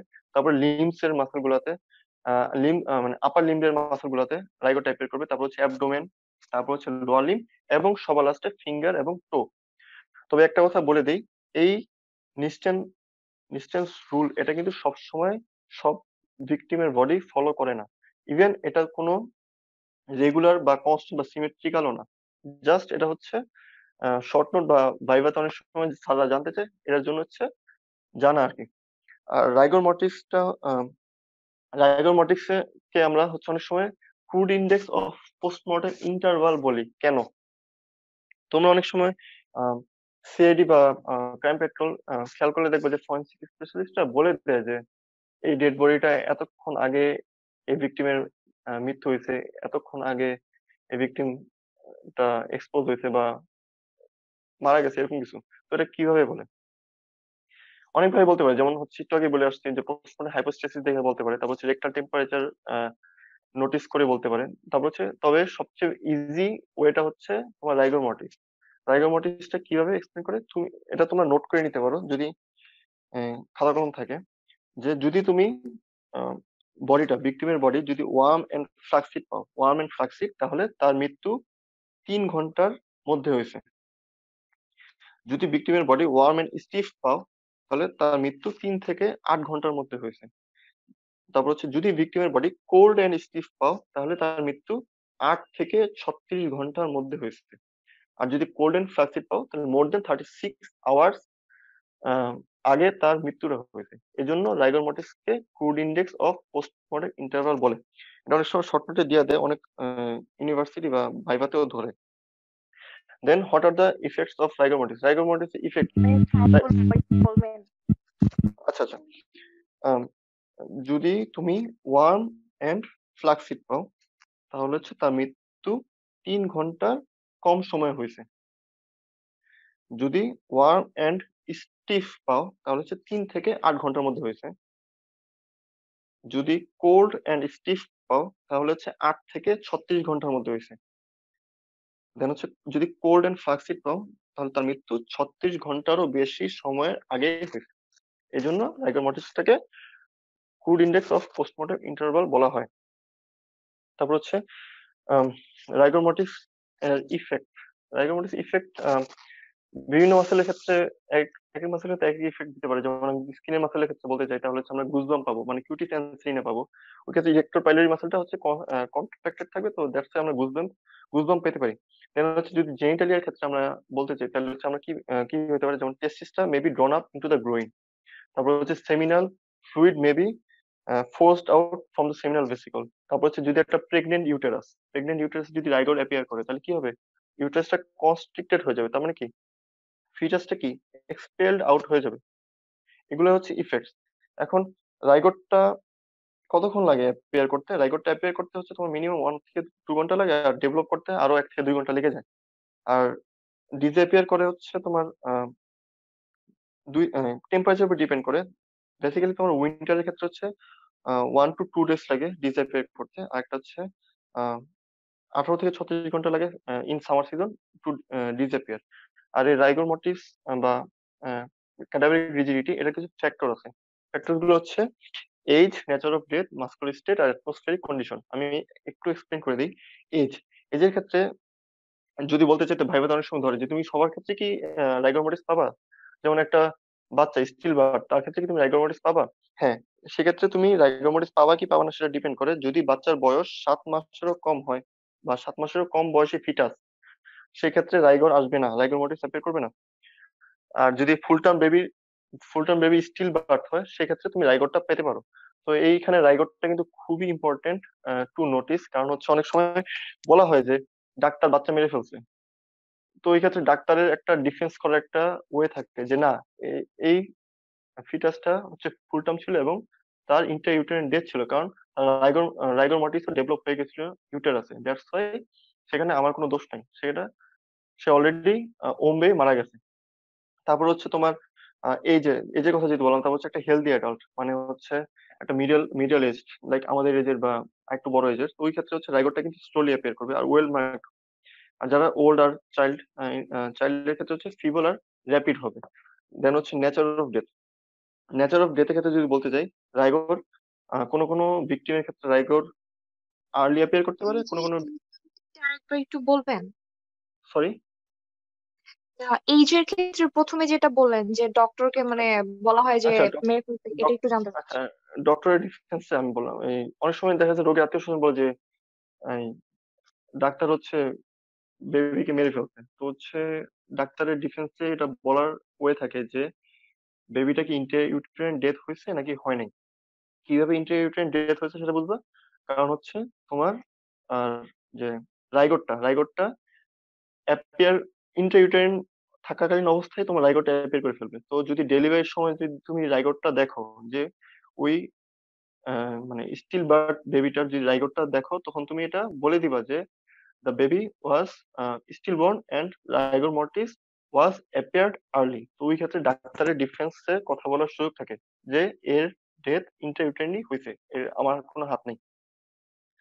সেকেন্ড হচ্ছে নেচার অফ ডেথের ক্ষেত্রে হচ্ছে রাইগরটা কোনো কোনো ক্ষেত্রে ভিকটিমের ক্ষেত্রে তাড়াতাড়ি অ্যাপিয়ার করতে পারে, কোনো কোনো ভিকটিমের ক্ষেত্রে দেরিতে অ্যাপিয়ার করতে পারে। কোন কোন ভিকটিম কোন কোন কেসগুলোতে তাড়াতাড়ি অ্যাপিয়ার করবে, আম, যেমন কলেরা, টাইফয়েড, ক্যান্সার, তারপর হচ্ছে ইলেকট্রিকিউশন, তারপর হচ্ছে ফায়ার ফায়ার ডেথ, তারপর হচ্ছে কাট থ্রোট ইনজুরি, লাইটনিং ইনজুরি। এসব ক্ষেত্রে হচ্ছে রাইগরটা কি তাড়াতাড়ি অনসেট হবে আর ডিউরেশনটাও শর্ট হবে। আর কোন কোন ক্ষেত্রে হচ্ছে অনসেটটা ডিলেড হবে তোমার অ্যাসফিক্সিয়ার ক্ষেত্রে, নিউমোনিয়ার ক্ষেত্রে, অ্যাপোপ্লেক্সির ক্ষেত্রে, আর when the victim is perfused with normal saline. এসব ক্ষেত্রে রাইগর মর্টিসটা একটু দেরিতে অ্যাপিয়ার করে। এগুলা হচ্ছে এমসিকিউর জন্য জেনে রাখা ভালো আর কি। আর একটা কথা, ভাইভাতে অনেক সময় ধরে যে রাইগর মর্টিস কোন ক্ষেত্রে খুবই তাড়াতাড়ি ডিসঅ্যাপিয়ার করবে আর কোন ক্ষেত্রে একদমই পাবা না, মানে ফ্রিকোয়েন্টলি অ্যাবসেন্ট পাবা।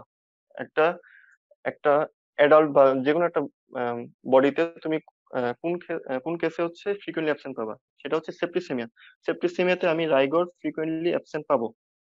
আর হচ্ছে রাইগরটা ভেরি র্যাপিডলি ডিসঅ্যাপিয়ার করে, সেটা হচ্ছে গ্যাস গ্যাংগ্রিনে। কারণ হচ্ছে গ্যাস গ্যাংগ্রিন যেটা, সেখানে হচ্ছে ব্যাকটেরিয়াল ডিসেমিনেশনটা খুবই র্যাপিড হয়। ব্যাকটেরিয়াল ডিসেমিনেশন র্যাপিড হওয়ার কারণে সেখানে হচ্ছে পিট্রিফ্যাকশন যেটা আছে, মানে late changes of postmortem changes এর মধ্যে লেট চেঞ্জেস যেটা পিট্রিফ্যাকশন, সেটা খুব তাড়াতাড়ি অ্যাপিয়ার করে ফেলে, যার কারণে রাইগর মর্টিস এত বেশিক্ষণ টিকে না।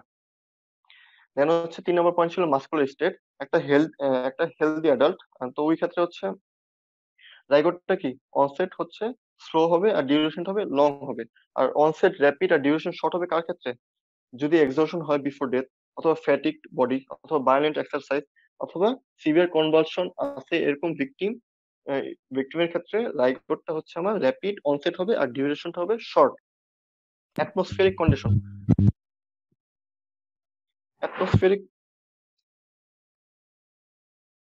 অ্যাটমসফিয়ারিক কন্ডিশন এই ক্ষেত্রে হচ্ছে অনসেটটা কোল্ড ওয়েদার ক্ষেত্রে, একটা হচ্ছে কোল্ড ওয়েদার, একটা হচ্ছে হট ওয়েদার। কোল্ড ওয়েদার ক্ষেত্রে রাইগরের অনসেটটা হবে স্লো হবে আর ডিউরেশনটা কি লং হবে। এই সবগুলো তোমরা একটু নোট করে ইয়েতে লিখে দিবা, এই গাইডে বা বইয়ের মধ্যে একটু স্টিকি নোট দিয়ে লিখে রেখে দিবা, কারণ এগুলো এমসিকিউর জন্য খুবই ইম্পর্টেন্ট আর এগুলো খুবই কনফিউজিং। কোল্ড ওয়েদার হচ্ছে রাইগরের অনসেটটা স্লো হবে আর ডিউরেশনটা হবে লং। আর হট ওয়েদারে অনসেটটা হবে র্যাপিড। কেন র্যাপিড হবে? কারণ হচ্ছে এই ইনক্রিজ হিট যেটা, সেটা হচ্ছে আমার এটিপিটাকে তাড়াতাড়ি ব্রেকডাউন করে। ইনক্রিজ হিট এটিপিটাকে তাড়াতাড়ি ব্রেকডাউন করে, তার মানে হচ্ছে আমার রাইগর মর্টিসটা হট ওয়েদারে তাড়াতাড়ি অ্যাপিয়ার করতেছে।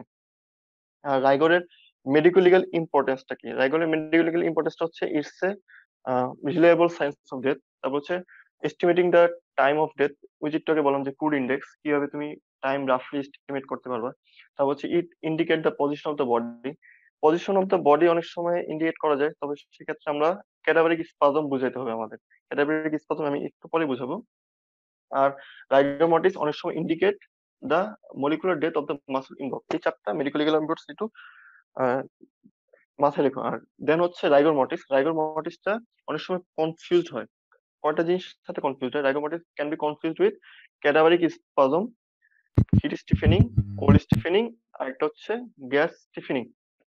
এখন এই ক্যাটাবেরিক স্পাজম, তারপর হচ্ছে হিট স্টিফেনিং, কোল্ড স্টিফেনিং, সবগুলোই শর্ট নোটের জন্য খুবই ইম্পর্টেন্ট এবং ইনভেরিয়েবলি আসে।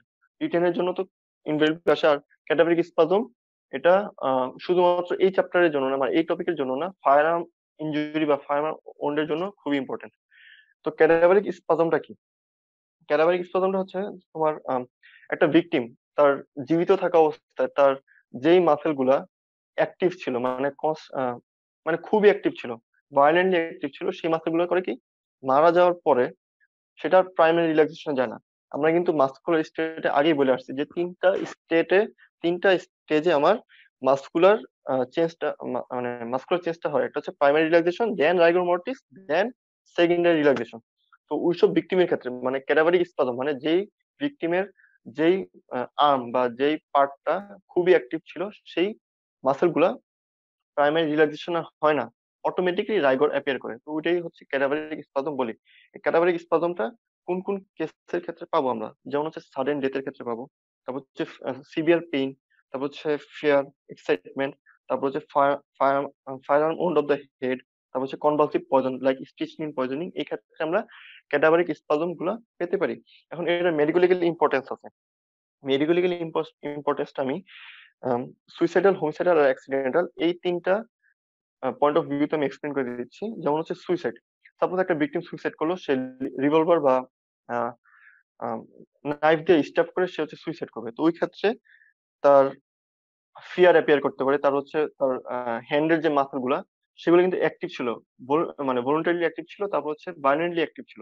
তো ওই ক্ষেত্রে সে যখন তার নিজেকে হিট করে মারা যাবে, তো ওই ক্ষেত্রে কিন্তু তার হাতের যে মাসেল গুলো সেগুলো কিন্তু মানে কনস্ট্রিক্টেড হয়ে যাবে, মানে রিল্যাক্সেশন হবে না, সেগুলো অলরেডি কনস্ট্রিক্টেড হয়ে থাকবে এবং সেগুলা তোমার ফায়ার বা ওই নাইফটাকে গ্রাস্প করে থাকবে।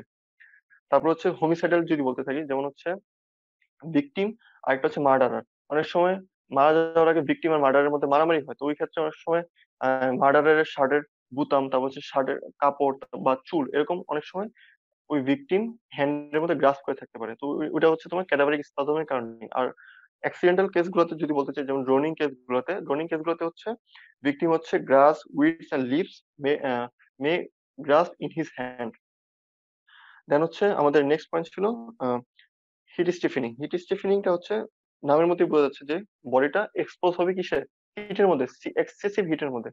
টেম্পারেচারটা কত, অ্যাবাভ 65 ডিগ্রি সেন্টিগ্রেড বলি আমরা।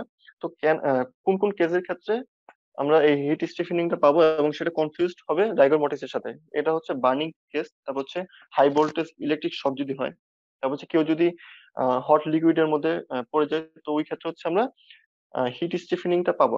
কেন হিট স্টিফেনিংটা রাইগর মর্টিসের ফলস অ্যাপিয়ারেন্স দেয়? কারণ হিট স্টিফেনিং যেটা 65 ডিগ্রি সেন্টিগ্রেড, খুবই বেশি টেম্পারেচার। এটি এত বেশি টেম্পারেচারে বডির যে মাসেল প্রোটিন গুলো আছে সেগুলো ডিনেচার্ড হয়ে যায় আর কোয়াগুলেটেড হয়ে যায়। দ্যাটস ওয়াই এটা একটা ফলস রাইগর অ্যাপিয়ারেন্স দিতে পারে।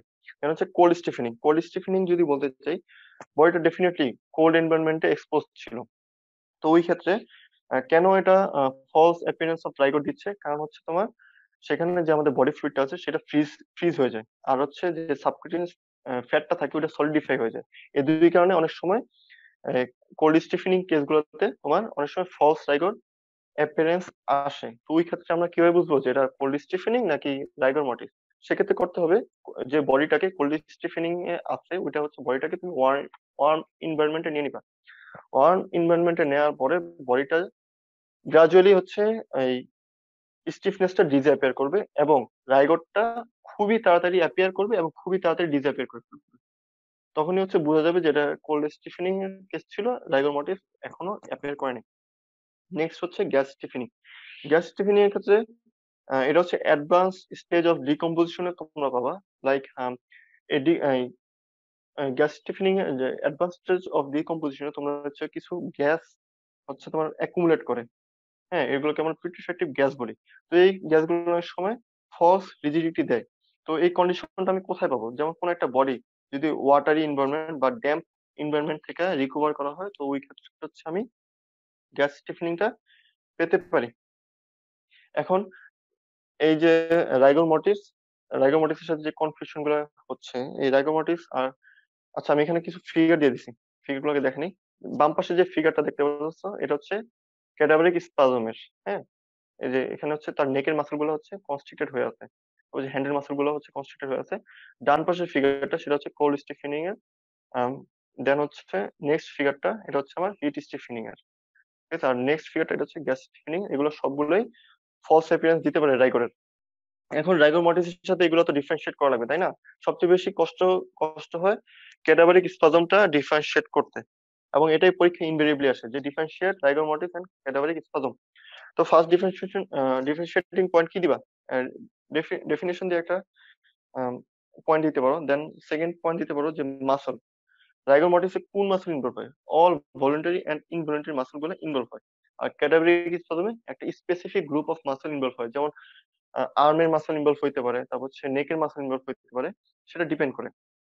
তারপর হচ্ছে রাইগর মর্টিসে কি মলিকুলার ডেথটা হয়? হ্যাঁ হয়, মলিকুলার ডেথটা অকার হয়, কিন্তু ক্যাডাভারিক স্পাজমে কি মলিকুলার ডেথটা হয় না। আর রাইগর মর্টিসে কোনো ইলেকট্রিক্যাল স্টিমুলি দিলে মাসল রেসপন্ড করবে না। তবে ক্যাডাভারিক স্পাজমে যদি তুমি ইলেকট্রিক্যাল স্টিমুলি দাও তা হচ্ছে এই মাসল গুলা রেসপন্ড করবে। আর মেডিকেল ইম্পর্টেন্স দিয়ে লাস্ট পয়েন্টটা তুমি ডিফারেন্সিয়েট করতে পারো যে এটা indicate the time of death. Rigor mortis indicate the time of death. আর ক্যাডাভারিক স্পাজম দিয়ে তাহলে কি বোঝা যাবে? এটা হচ্ছে ম্যানার অফ ডেথটা আমার বোঝা যাবে ক্যাডাভারিক স্পাজমের মাধ্যমে। এখন রাইগর মর্টিস আর হিট স্টিফেনিং এর মধ্যেও ডিফারেন্স থাকে। রাইগর মর্টিসটা হচ্ছে তোমার রিজিডিটি হচ্ছে মডারেট রিজিডিটি থাকে, আর হিট স্টিফেনিং হচ্ছে রিজিডিটিটা কি হাই হয়। আর রাইগর মর্টিসে কি বার্ন মার্ক পাবা?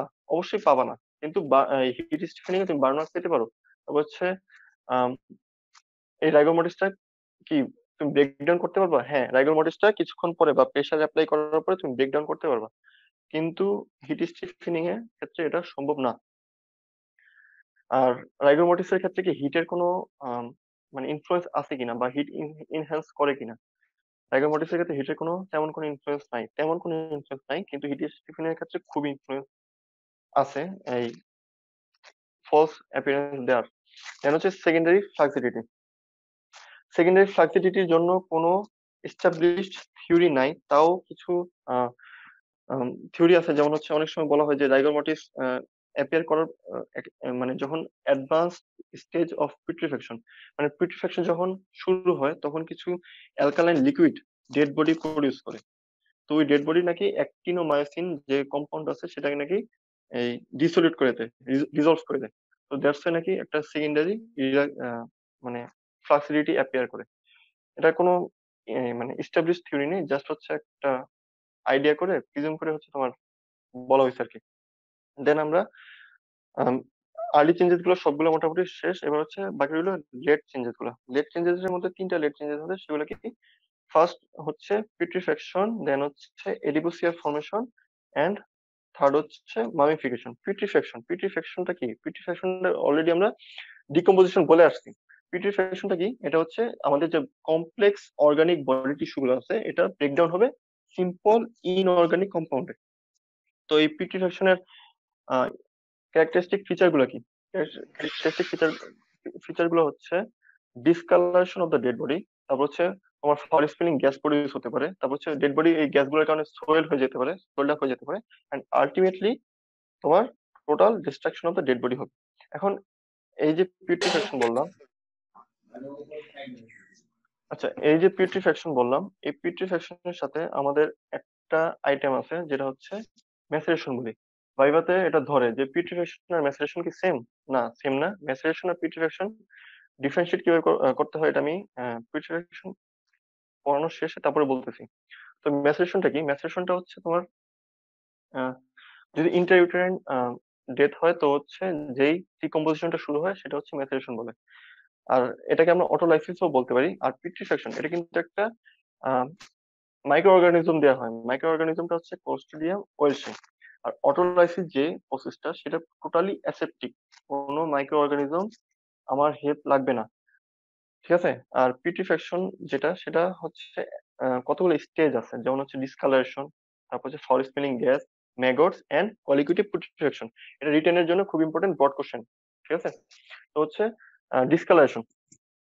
ফার্স্ট অফ অল হচ্ছে ডিসকালারেশন যদি বলতে চাই তো হচ্ছে আমাদের যে বডিতে ফার্স্টে ডিসকালারেশনটা কোথায় অ্যাপিয়ার করবে? ফার্স্ট অ্যাপিয়ার করবে রাইট ইলিওসিক্যাল জাংশনে। কেন ডিসকালারেশনটা কেন রাইট ইলিওসিক্যাল জাংশনে অ্যাপিয়ার করে? আমি আগেই বলছি যে পিউট্রিফ্যাকশনের জন্য দায়ী কে? ক্লোস্ট্রিডিয়াম ওয়েলশাই। এই ক্লোস্ট্রিডিয়াম ওয়েলশাই রেসিডেন্সি হচ্ছে রাইট ইলিওসিক্যাল জাংশন। ডিউরিং মানে জীবিত থাকা অবস্থায় তোমার হচ্ছে এই ক্লোস্ট্রিডিয়াম ওয়েলশাই গুলো ইনঅ্যাক্টিভ থাকে, কিন্তু আফটার ডেথ তারা অ্যাক্টিভ হয়ে যায় এবং ওই এরিয়া গুলোতে তোমার হচ্ছে অ্যাক্টিভিটি বাড়িয়ে দেয়। মানে ইলিওসিক্যাল জাংশনে অফ দ্য ইন্টেস্টিনাল ট্র্যাক্ট তারা মোস্ট র্যাপিডলি তারা স্প্রেড করে। তো হচ্ছে এখানে তুমি একটা গ্রিনিশ ডিসকালারেশন পাবা এবং সেটা এক পর্যায়ে ইন্টেস্টাইন বলো আর ব্লাড ব্লাড ভেসেল বলো পুরো বডিতে কিন্তু স্প্রেড আউট হয়ে যাবে। এখন ব্লাড ভেসেলের মাধ্যমে যে স্প্রেড আউট হইলো, ব্লাড ব্লাডের সাথে এই যে গ্রিনিশ যে ফ্লুইড গুলো ছিল বা ক্লোস্ট্রিডিয়াম ওয়েল সেগুলো মিলে একটা হচ্ছে সালফা মিথ হিমোগ্লোবিন ফর্ম করে। এই সালফা মিথ হিমোগ্লোবিনের কথা আমি আগে বলে আসছি। সেটা যখন হিমোগ্লোবিনের সাথে হাইড্রোজেন সালফাইড গ্যাস যখন হচ্ছে হিমোগ্লোবিনের সাথে কম্বাইন করে ফর্মেশন হয় সালফ মিথ হিমোগ্লোবিন, সেটা আমার গ্রিনিশ ডিসকালারেশনের জন্য দায়ী। এই যে ডিসকালারেশনটা হচ্ছে গ্রিনিশ ডিসকালারেশন, সেটাই হচ্ছে আমার সালফা মিথ হিমোগ্লোবিন করতেছে। আলটিমেটলি গ্রাজুয়ালি তখন হচ্ছে রাইট ইলিওসিক্যাল জাংশন থেকে হোল অ্যাবডোমেন, তারপর হচ্ছে external genitalia, chest, neck, and হচ্ছে আলটিমেটলি লাস্টে গিয়ে লিম্ব গুলোতেও তোমার অ্যাপিয়ার করবে। এখন কথা হচ্ছে লিম্ব গুলোতে যখন অ্যাপিয়ার করবে তখন এটার একটা স্পেসিফিক নাম আছে, সেটা কি বলা হয়? সেটাকে বলা হয় মার্বলিং।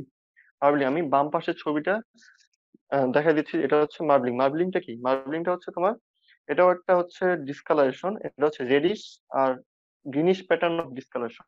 হ্যাঁ, আর এটা কিন্তু ব্রাঞ্চিং অফ ফিজের মতো মনে হচ্ছে, রাইট? তো এটা কোথায় হয়, কোন কোন পার্ট গুলোতে হয়?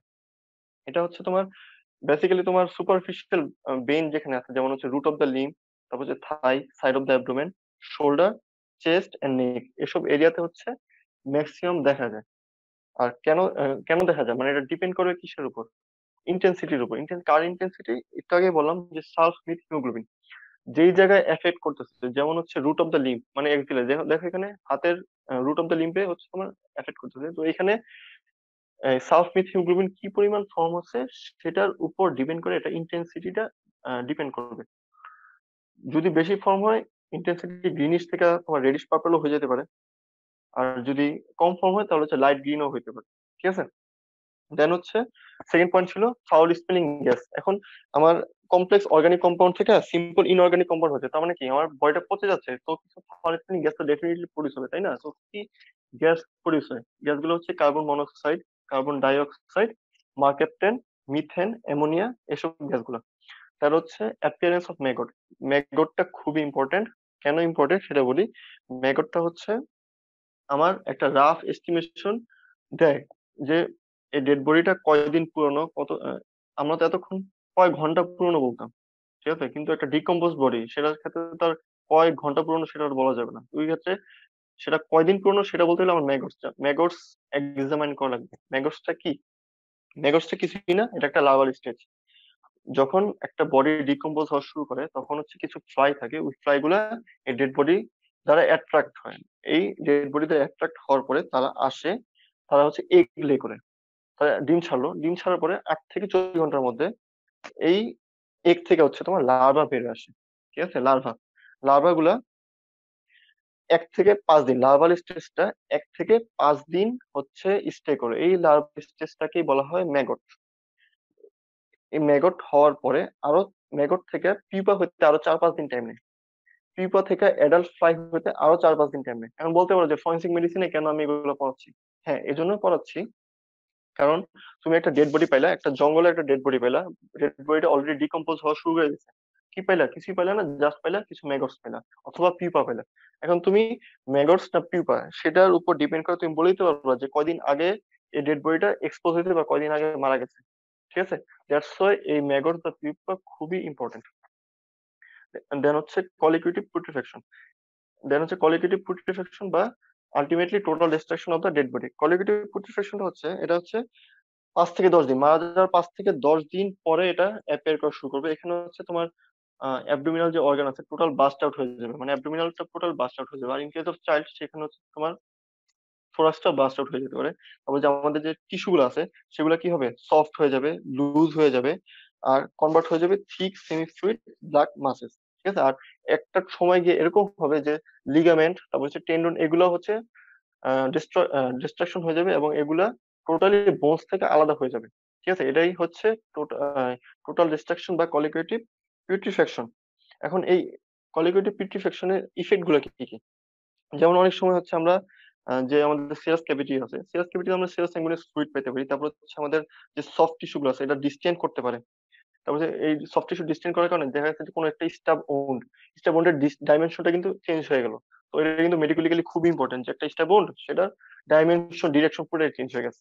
তারপর হচ্ছে পোস্টমর্টম ব্লিস্টার্স অ্যাপিয়ার করতে পারে। এই পোস্টমর্টম ব্লিস্টার্স অনেক সময় আবার ইলেকট্রিকেশন বা বার্নিং কেসের সাথে কন্ট্রাডিক্টরি। হ্যাঁ, অনেক সময় এটা খুব কেয়ারফুলি এক্সামিন করা লাগে যে আইদার এটা কি এই পোস্টমর্টম চেঞ্জেস এর কারণে হয়েছে নাকি অন্য কোনো প্যাথোলজিক্যাল কারণে হয়েছে। দেন হচ্ছে expulsion of the food and faeces from the rectum and stomach. তারপর হচ্ছে তোমার আমাদের যে কার্ডিয়াক চেম্বার আছে সেটাও, সেখান থেকে ব্লাডটা কি করতে পারে, পুলড আউট হয়ে যেতে পারে। আচ্ছা, দেন হচ্ছে ফ্যাক্টরস, কিছু কিছু ফ্যাক্টরস আছে এই পিউট্রিফ্যাকশনের জন্য। আমি এখানে ফ্যাক্টরস গুলো মেনশন করে দিচ্ছি, কিছু এক্সটার্নাল ফ্যাক্টর আছে, কিছু ইন্টারনাল ফ্যাক্টর আছে। এক্সটার্নাল ফ্যাক্টর গুলো কি কি? যেমন হচ্ছে অ্যাটমসফিয়ারিক টেম্পারেচার, যেমন হাই টেম্পারেচার কি করবে, ডিকম্পোজিশনটাকে প্রমোট করবে, মানে ইনফ্লুয়েন্স করবে। তারপর হচ্ছে ময়েশ্চার, ময়েশ্চার যদি থাকে, presence of moisture also promote decomposition. তারপর এয়ার, এয়ারের ক্ষেত্রে যদি বলতে চাই, একটা হচ্ছে স্ট্যাগনেন্ট এয়ার, একটা হচ্ছে এয়ার মুভমেন্ট মানে মুভিং এয়ার। স্ট্যাগনেন্ট এয়ারটা ডিকম্পোজিশনটাকে প্রমোট করবে, কিন্তু মুভিং এয়ারটা এটা একটু স্লো করে দিবে। তারপর হচ্ছে ক্লদিং, ক্লদিং যদি থাকে তাহলে হচ্ছে ডেফিনেটলি এটা একটু ডিলে করবে। তারপর হচ্ছে এনভায়রনমেন্ট, কোন এনভায়রনমেন্টে আমার বডিটা এক্সপোজ হয়ে আছে। যদি আমার ওয়াটার এনভায়রনমেন্টে হয় তাহলে কি হবে, ডিকম্পোজিশনটা কি স্লো হবে না ফাস্ট হবে?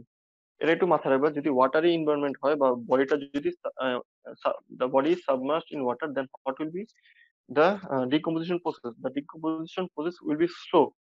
কেন স্লো হবে? কারণ ওয়াটারের মধ্যে বডিটা কিন্তু আর্লি কুল ডাউন হয়ে যাচ্ছে। ঠিক আছে, early, due to early cooling down এখানে ডিকম্পোজিশন প্রসেসটা একটুখানি স্লো হবে অন্যান্য যে কোনো মিডিয়া থেকে। তারপর হচ্ছে invasion of the body by animal, দেখা যাচ্ছে একটা বডি ওয়াটারি এনভায়রনমেন্টে এক্সপোজ হয়েছিল, তো অ্যাকুয়াটিক এনিমেল যেগুলো ছিল সেগুলো যদি আমার বডিটাকে অ্যাটাক করে, তো ওই ক্ষেত্রে আমার ডিকম্পোজিশনটা কিন্তু একটু র্যাপিডলি শুরু হয়ে যাবে। তারপর হচ্ছে সিজনের উপর অনেক সময় ডিপেন্ড করে। তারপর হচ্ছে ইন্টারনাল ফ্যাক্টর গুলো হচ্ছে এইজ, এজের ক্ষেত্রে হচ্ছে ইন্টারইউটেরিন ডেথ, একটু আগে বলে আসছি ইন্টারইউটেরিন ডেথ। ইন্টারইউটেরিন ডেথের ক্ষেত্রে হচ্ছে ইন ডিকম্পোজিশন হচ্ছে অ্যাসেপ্টিক হবে। তারপরে একটা কথা চিন্তা করো যে একটা ফিটাস যে কিনা এখনো ব্রেথই নেয়নি, যে কিনা এখনো কিছুই খায়নি, তার ক্ষেত্রে কি কোনো ব্যাকটেরিয়াল অ্যাক্টিভিটি পাবা না। তো তার মানে তার কি ডিকম্পোজিশনটা কি স্লো হবে। তারপর যে ইন কেস অফ সেক্স, ওই ক্ষেত্রে হচ্ছে ফ্যাটি ফিমেল যারা আছে বা ফ্যাটি পার্সন, ওই ক্ষেত্রে হচ্ছে ডিকম্পোজিশন প্রসেসটা কি ফাস্ট হবে। তারপর হচ্ছে condition of the body, condition of the body, একটা ওয়েল নরিশড বাল্কি বডি, একটা একটা হচ্ছে thin body, lean and thin body. Lean and thin বডির ক্ষেত্রে ডিকম্পোজিশন আগে হবে নাকি হচ্ছে বাল্কি বডির ক্ষেত্রে হচ্ছে আগে হবে? লিন এন্ড থিন বডির ক্ষেত্রে ডেফিনেটলি পরে হবে, বাল্কি বডির ক্ষেত্রে আগে হবে। তারপর হচ্ছে কজ অফ ডেথ, কারণ হচ্ছে যে সেপ্টিসেমি, আমি একটু আগে বলে আসছি যে সেপ্টিসেমির কারণে অনেক সময় আমার ডিকম্পোজিশন প্রসেসটা র্যাপিড হতে পারে। তারপর হচ্ছে surface injury on the body, যদি এক্সটার্নাল কোনো ইনজুরি থাকে তাহলে হচ্ছে ব্যাকটেরিয়াল ডিসেমিনেশন, তারপর হচ্ছে অন্যান্য ডিসেমিনেশনও কি করতে পারে, র্যাপিডলি অকার হতে পারে। দ্যাটস হোয়াই হচ্ছে আমার ডিকম্পোজিশনটা তাড়াতাড়ি হতে পারে। এখন যে পিট্রিফ্যাকশন যে হচ্ছে, এগুলা সব অর্গানে কি সেম মানে সেম টাইমে স্টার্ট হবে না, সেম টাইমে স্টার্ট হবে না। দেখা গেছে একটা কমন মানে একটা বেসিক কথা চিন্তা করো যে তুমি শ্বাস নিতেছো, তুমি খাচ্ছ, তার মানে কি আমরা যে শ্বাস নিচ্ছি আমাদের শ্বাস প্রশ্বাসের মাধ্যমে কিন্তু ম্যাক্সিমাম ব্যাকটেরিয়া ভাইরাস গুলো কিন্তু আমাদের বডির ভিতরে যাচ্ছে। অবশ্য আমরা যে খাওয়া দাওয়া করতেছি, খাওয়া দাওয়ার মাধ্যমে কিন্তু ম্যাক্সিমাম ব্যাকটেরিয়া ভাইরাস গুলো বডির ভিতরে যাচ্ছে। তার মানে কি যদি আমার পিট্রিফিকেশন শুরু হয় তাহলে ফার্স্টে কি ওই রেসপিরেটরি অর্গান, তারপর হচ্ছে গ্যাস্ট্রোইন্টেস্টিনাল অর্গান, ওই অর্গান গুলোতেই হবে। তো দেখো ফার্স্টে ল্যারিংস আর ট্রাকিয়াতে ডিকম্পোজিশন বা পুট্রিফ্যাকশন শুরু হয়। দেন কোথায় শুরু হয়? Stomach, intestine and spleen. তারপরে gradually livers, lung, brain, heart, kidney হবে, এবং সবার লাস্ট হবে prostate, then ligament, tendon and then bone. আচ্ছা, অর্গান গুলোর মধ্যে সবার লাস্টে কেন পোস্টেট আর ইউটেরাস? এটা অনেক সময় ভাইভাতে ধরে যে পোস্টেট আর ইউটেরাস কেন আহ সবার লাস্টে হয়, কারণ হচ্ছে এটা হচ্ছে পোস্টেট আর ইউটেরাস দুইটাই হচ্ছে fibro muscular organ. That's why এটাতে পিট্রিফ্যাকশন একটু ডিলে হয়। দেন আমাদের লেট চেঞ্জেস ছিল এডিপোসিয়ার বা স্যাপোনিফিকেশন। এডিপোসিয়ার ফর্মেশন বা স্যাপোনিফিকেশন, আচ্ছা ডিকম্পোজিশনের মেডিকেল ইম্পর্টেন্সটা আশা করি সবাই জানো যে এটা হচ্ছে সিরিয়াস সাইন অফ ডেথ। তারপর হচ্ছে আইডেন্টিটিটা অনেক সময় অবলিটারেট হয়ে যায়। তারপর হচ্ছে তোমার কজ অফ ডেথটাও তুমি অনেক সময় অবলিটারেট হয়ে যায়, তো কজ অফ ডেথটাও তুমি অনেক সময় জানতে পারবে না। এগুলো ছিল মেডিকেল ইম্পর্টেন্ট। তো এবার আসো এডিপোসিয়ারকে আমরা স্যাপোনিফিকেশনও বলি। এডিপোসিয়ারকে আমরা স্যাপোনিফিকেশন বলি। তো হচ্ছে এডিপোসিয়ারটা কি? এডিপোসিয়ারটা হচ্ছে তোমার এই যে আমাদের যে ফ্যাটি বা ফ্যাট কন্টেনিং যে টিস্যু গুলো আছে, ওই টিস্যু গুলাতে আমার একটা হোয়াইটিশ গ্রিজি ম্যাটেরিয়াল অ্যাপিয়ার করবে। কেন অ্যাপিয়ার করবে? স্যাপোনিফিকেশন মানে নামের মধ্যে বলা আছে সোপ ফর্মেশন, ঠিক আছে? তো হচ্ছে তোমার আমাদের বডিতে যে প্রি এক্সিস্টিং যে ফ্যাট গুলা ছিল, ওই ফ্যাট গুলার হাইড্রোলাইসিস এন্ড হাইড্রোজিনেশন হয়। Hydrolysis and hydrogenation of pre existing fat. এই ফ্যাট গুলো কি কি? ফ্যাট গুলো হচ্ছে অলিন আছে।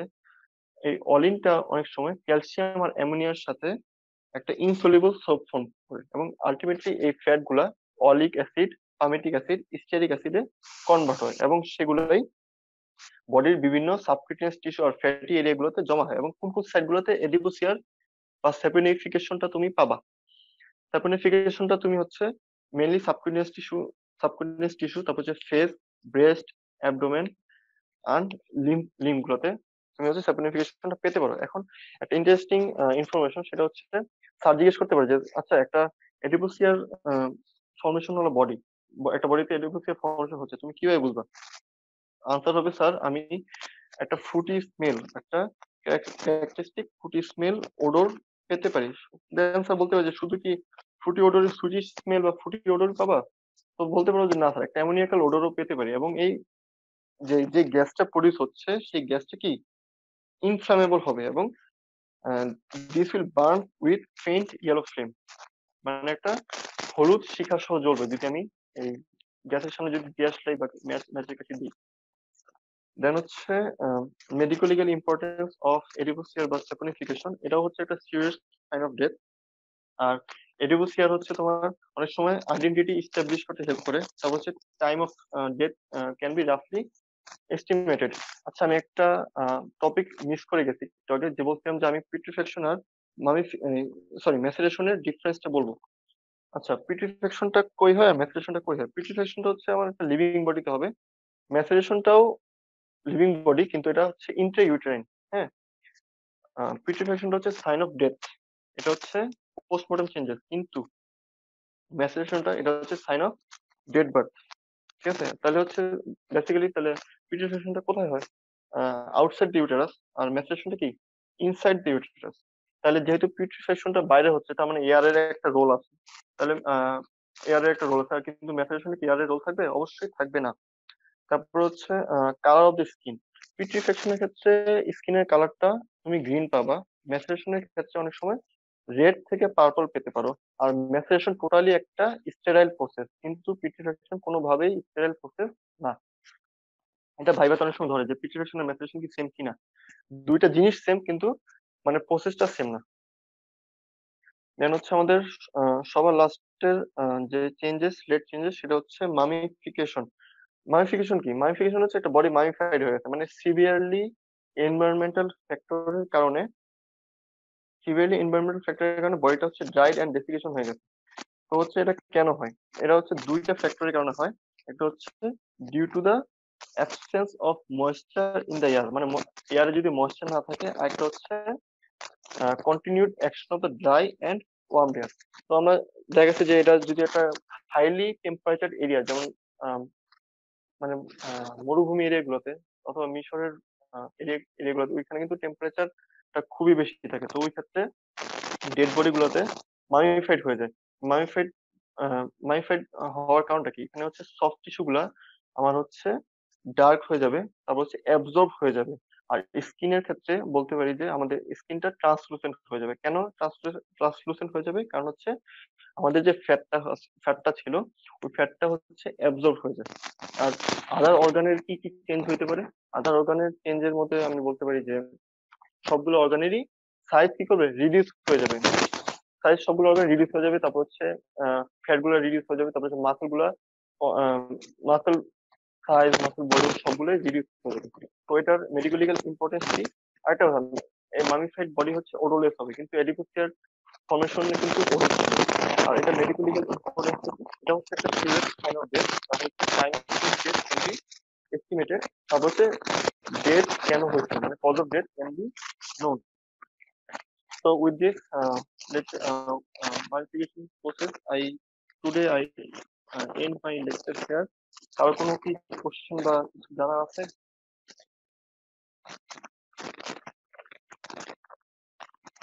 হ্যালো,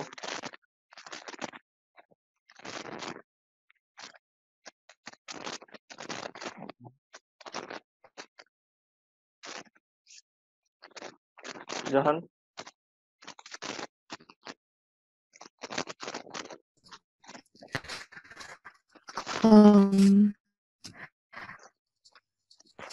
আর কি কোনো কোয়েশ্চেন আছে ভাইয়ার কাছে?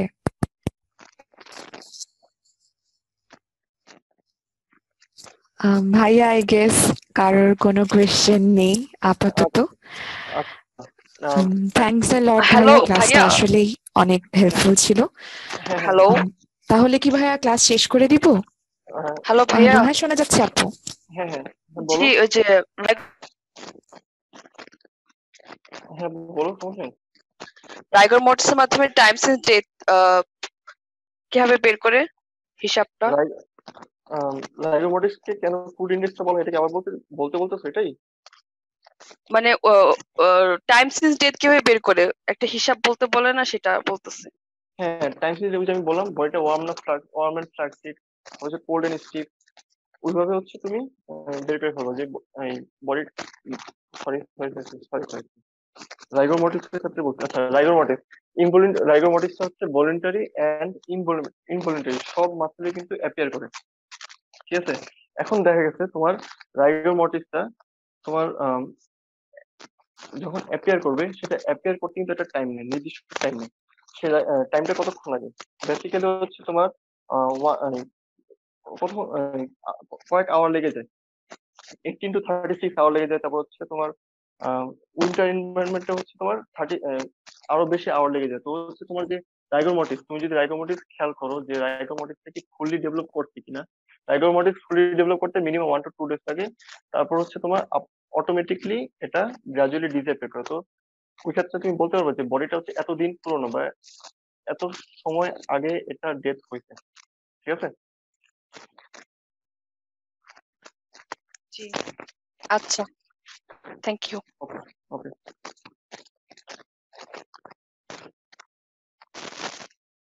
আর কোনো কোনো কোশ্চেন?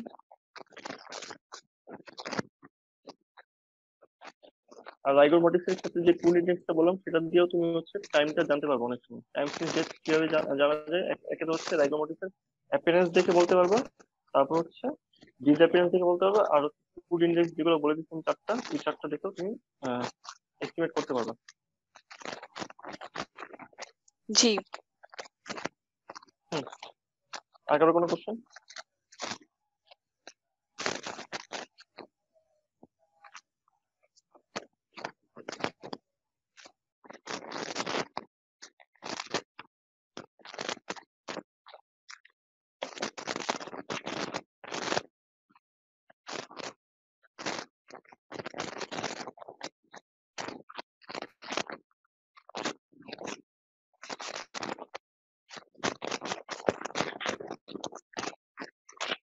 আচ্ছা ঠিক আছে জাহান, তাহলে হচ্ছে আমি আজকে তাহলে এই পর্যন্তই থাক।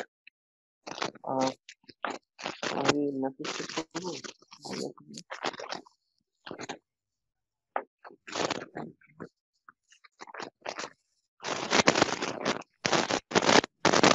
ভাইয়া সেকেন্ডারি ফ্ল্যাসিডিটিটা একটু বলবেন? আচ্ছা সেকেন্ডারি হ্যাঁ, তাহলে কি আমি শেষ করে দেবো ক্লাসটা? আচ্ছা সেকেন্ড, এক মিনিট দাও জাহান, এক মিনিট। সেকেন্ডারি ফ্লাক্সিডিটির জন্য কোনো এস্টাবলিশড থিওরি নাই।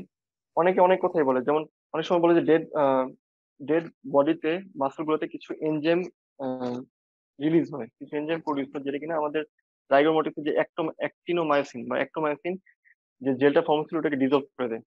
তো আবার অনেকে বলে যে যে এই ডিকম্পোজিশনের ফার্স্ট স্টেজে বডির অটোলাইসিস প্রসেস বা ডিকম্পোজ বডিতে কিছু এনজাইম রিলিজ হয় automatic। ঠিক আছে, ওই এনজাইম গুলো নাকি হচ্ছে তোমার যে রাইগর মোটিসের সময় যে অ্যাক্টোমায়োসিন জেল বা স্টিফেন মাসলগুলোকে ডিজলভ করে দেয়, সেটাই হচ্ছে আমার সেকেন্ডারি ফ্লাক্সিডিটি। ঠিক আছে, তোমরা জাস্ট এটা জেনে রাখবা যে রাইগর মোটিসের পরে একটা সেকেন্ডারি ফ্লাক্সিডিটি হয়। কেন হয়? আইদার একটা এনজাইমের কারণে হয়, অথবা ডিকম্পোজ বডির কোনো একটা এনজাইমেটিক অ্যাক্টিভিটির কারণে এটা হচ্ছে, বাট এটা কোনো এস্টাবলিশড থিওরি নাই। আচ্ছা ভাইয়া, থ্যাংক ইউ।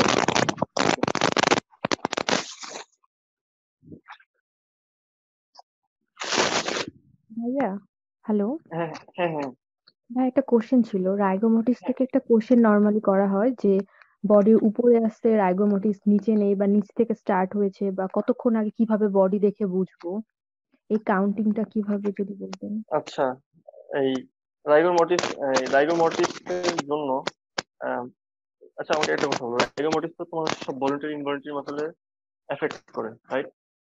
তো আমরা একটা নিস্টেন্স রুল বলছি, এই নিস্টেন্স রুলটা কখনোই স্ট্যান্ডার্ড না। দেখা গেছে আমার ক্ষেত্রে যেভাবে রাইগোর টাইপের করবে, আরেকজনের ক্ষেত্রে সেমভাবে অ্যাপিয়ার করবে না। আমার ক্ষেত্রে আবার যেভাবে ডিসঅ্যাপিয়ার করবে, আরেকজনের ক্ষেত্রে সেমভাবে ডিসঅ্যাপিয়ার করবে না। তো এখানে এই ক্ষেত্রে হচ্ছে তুমি সেম বডিতে তুমি rigor mortis at the same time differ করতে পারো। আর টাইম সিন্স ডেট, এটা সবারই একটা কনফিউজ হয়ে গেছে, আমি আবার বলে দিচ্ছি। টাইম সিন্স ডেট আমি দুইভাবে রাইট করতে পারি। বডিটাকে ধরে বডিটাকে ধরে আমি বললাম যে 20 মিনিট অফ পোস্টমর্টেম ইন্টারভাল। বডিটা যদি ওয়ার্ম এন্ড ফ্লাক্সিড থাকে তাহলে তোমার কি মৃত্যু হচ্ছে 3 ঘন্টার আগে। ওয়ার্ম এন্ড স্টিফ যদি থাকে তাহলে 3 থেকে 8 ঘন্টা। কোল্ড এন্ড স্টিফ যদি থাকে 8 থেকে 36 ঘন্টা। আর কোল্ড এন্ড ফ্লাক্সিড যদি থাকে তাহলে মোর দেন 36 আওয়ার। এটা একটা পার্ট গেল। সেকেন্ড পার্টটা হচ্ছে তুমি আমাকে বলো রাইগরের অ্যাপিয়ারেন্সটা কতক্ষণ। রাইগরের অ্যাপিয়ারেন্সের জন্য আমরা একটা রুল ফলো করি, সেটা হচ্ছে রুল অফ 12। আপনার টপিক্যাল ক্লাইমেট এটা ফলো করি। তো আমরা বলার জন্য বলি, মানে রাইগরটা তোমার শুরু হয় 1 থেকে 2 ঘন্টা আফটার ডেথ। তো তুমি যদি বডিটা দেখে বুঝতেছো যে রাইগরটা মাত্র শুরু হচ্ছে, তার মানে তুমি কি বুঝবা যে রাইগরটা 1 থেকে 2 ঘন্টা, সরি বডিটা 1 থেকে 2 ঘন্টা আগে মারা গেছে। তারপর তুমি দেখলা যে রাইগরটা ফুললি ডেভেলপ করছে, তার মানে কি রাইগর অ্যাপিয়ার করার 1-2 ঘন্টা পরে কি হয়, ফুললি ডেভেলপ করে। তার মানে বডিটা 4 ঘন্টা আগে, 2 থেকে 4 ঘন্টা আগে, এরকম একটা রাফ এস্টিমেশন তুমি করতে পারবে। শুধুমাত্র যে রাইগর মোটিসের উপর ডিপেন্ড করে আমি রাফ এস্টিমেশন করে দিব সেটা না, অনেক কিছুই। তারপর হচ্ছে রেক্টার টেম্পারেচারের কথা বললাম, ওটার মধ্যে তুমি অনেক সময় ট্রান্সিট ডেট মেজার করতে পারো। বুঝা গেছে? দুইটা পার্টে তুমি এটা এক্সপ্লেন করবে। জি ভাইয়া, থ্যাংক ইউ।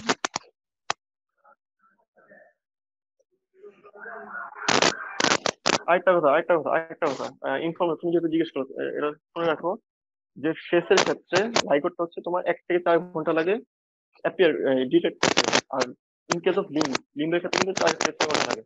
তো এসব ইনফরমেশন মাথায় রেখে তো একটু রাফ এস্টিমেশন করা যায়। একদম 100% যে এস্টিমেটেড করা যাবে সেটা না, রাফ এস্টিমেশন হয়ে যায়।